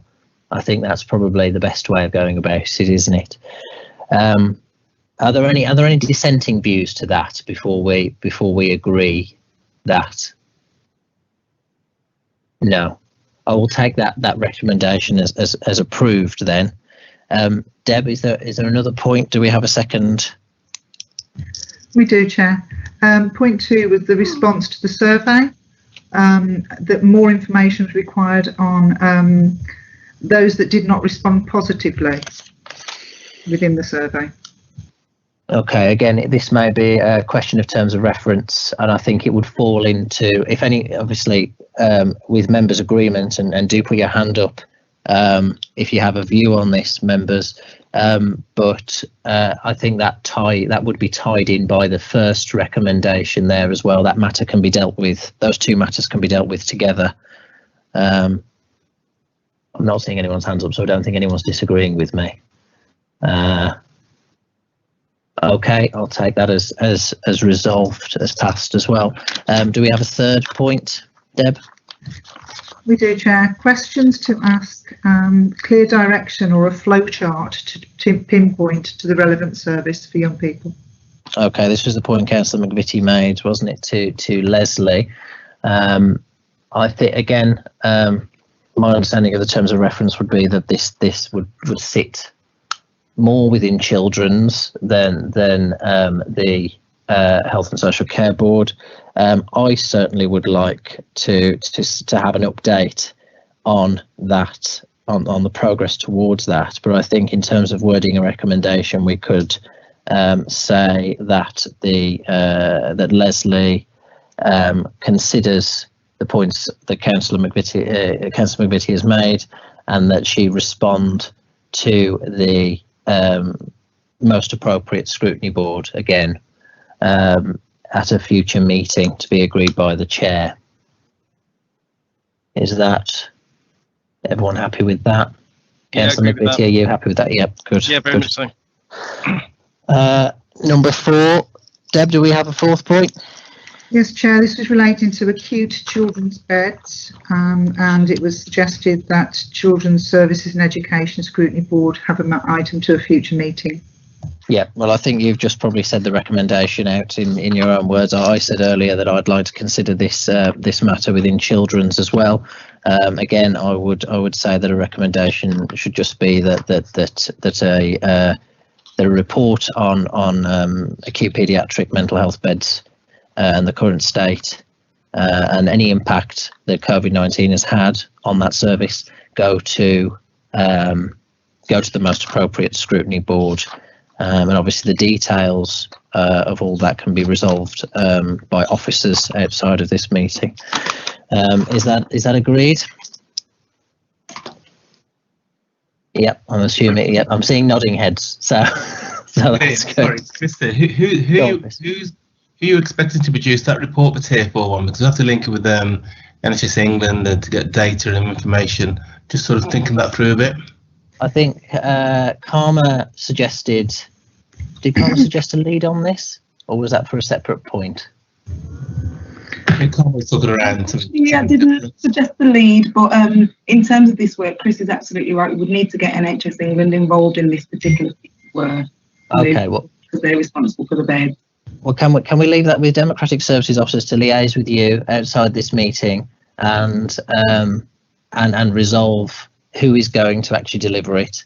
I mean, yes, Chair, I will contact the officers on behalf of yourself and the board. Yeah, that'll be great. Thank you. All right, that's agreed. Do we have another point, Deb? Chair, the next point was Councillor Jones' discussion about the problems with being presented and effective triage. Okay, I think that probably sits more squarely within the Health and Adult Social Care Scrutiny Board.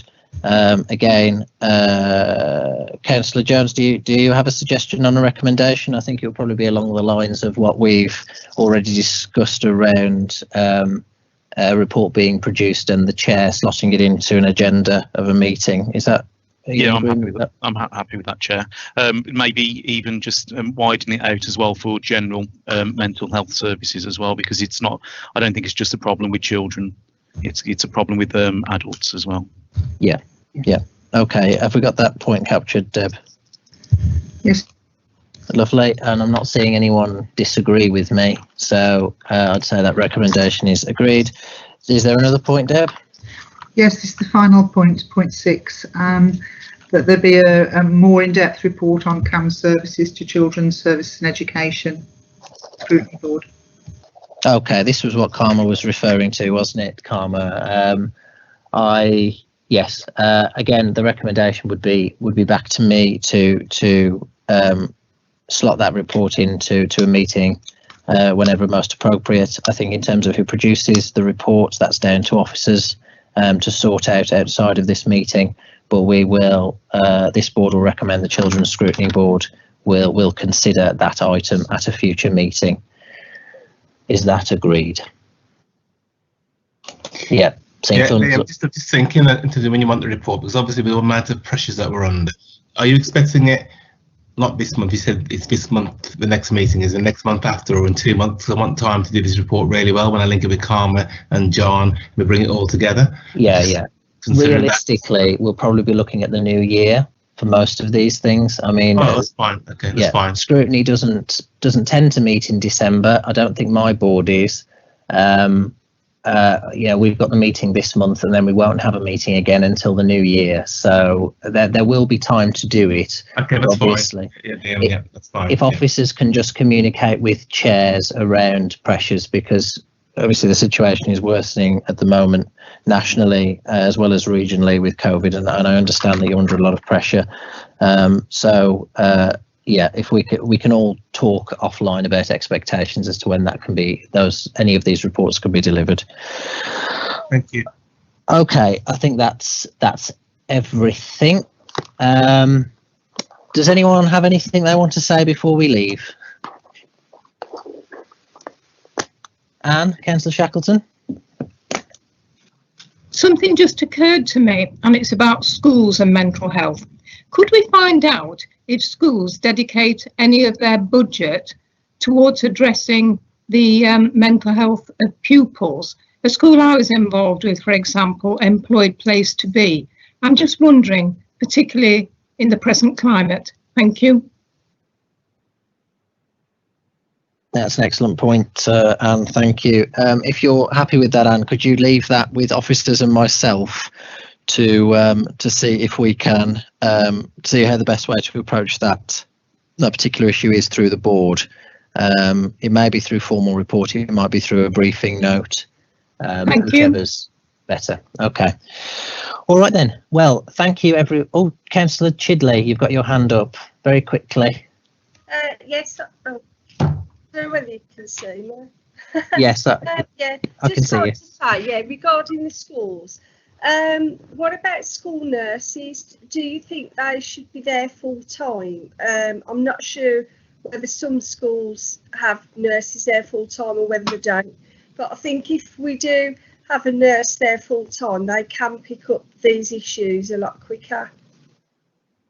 I think the debate around school nursing is probably worth another full meeting. So what I'll do, Jen, is Deb will make a note of that. If you can leave that with me, and we will, and again I will speak to scrutiny officers, and they will figure out what's the best way to get some updated information to you about that. It might be a formal report at a future meeting. Excuse me. It might be a briefing note or an email to members that updates you on the situation. Okay. I don't see any other hands up. So thank you everyone for attending this meeting this evening. It's been 2.25 hours long. I know that can be a bit difficult sometimes. So thank you all for sticking with us. Particularly thank you to everyone from our partner agencies who've turned up. It's really important to obviously hear your views and make sure we're engaging with you as much as we possibly can. So thank you everyone, and good night. This meeting is closed. Good night. Thank you very much. Good night. Thank you. Stay safe, everyone. Good night. Bye.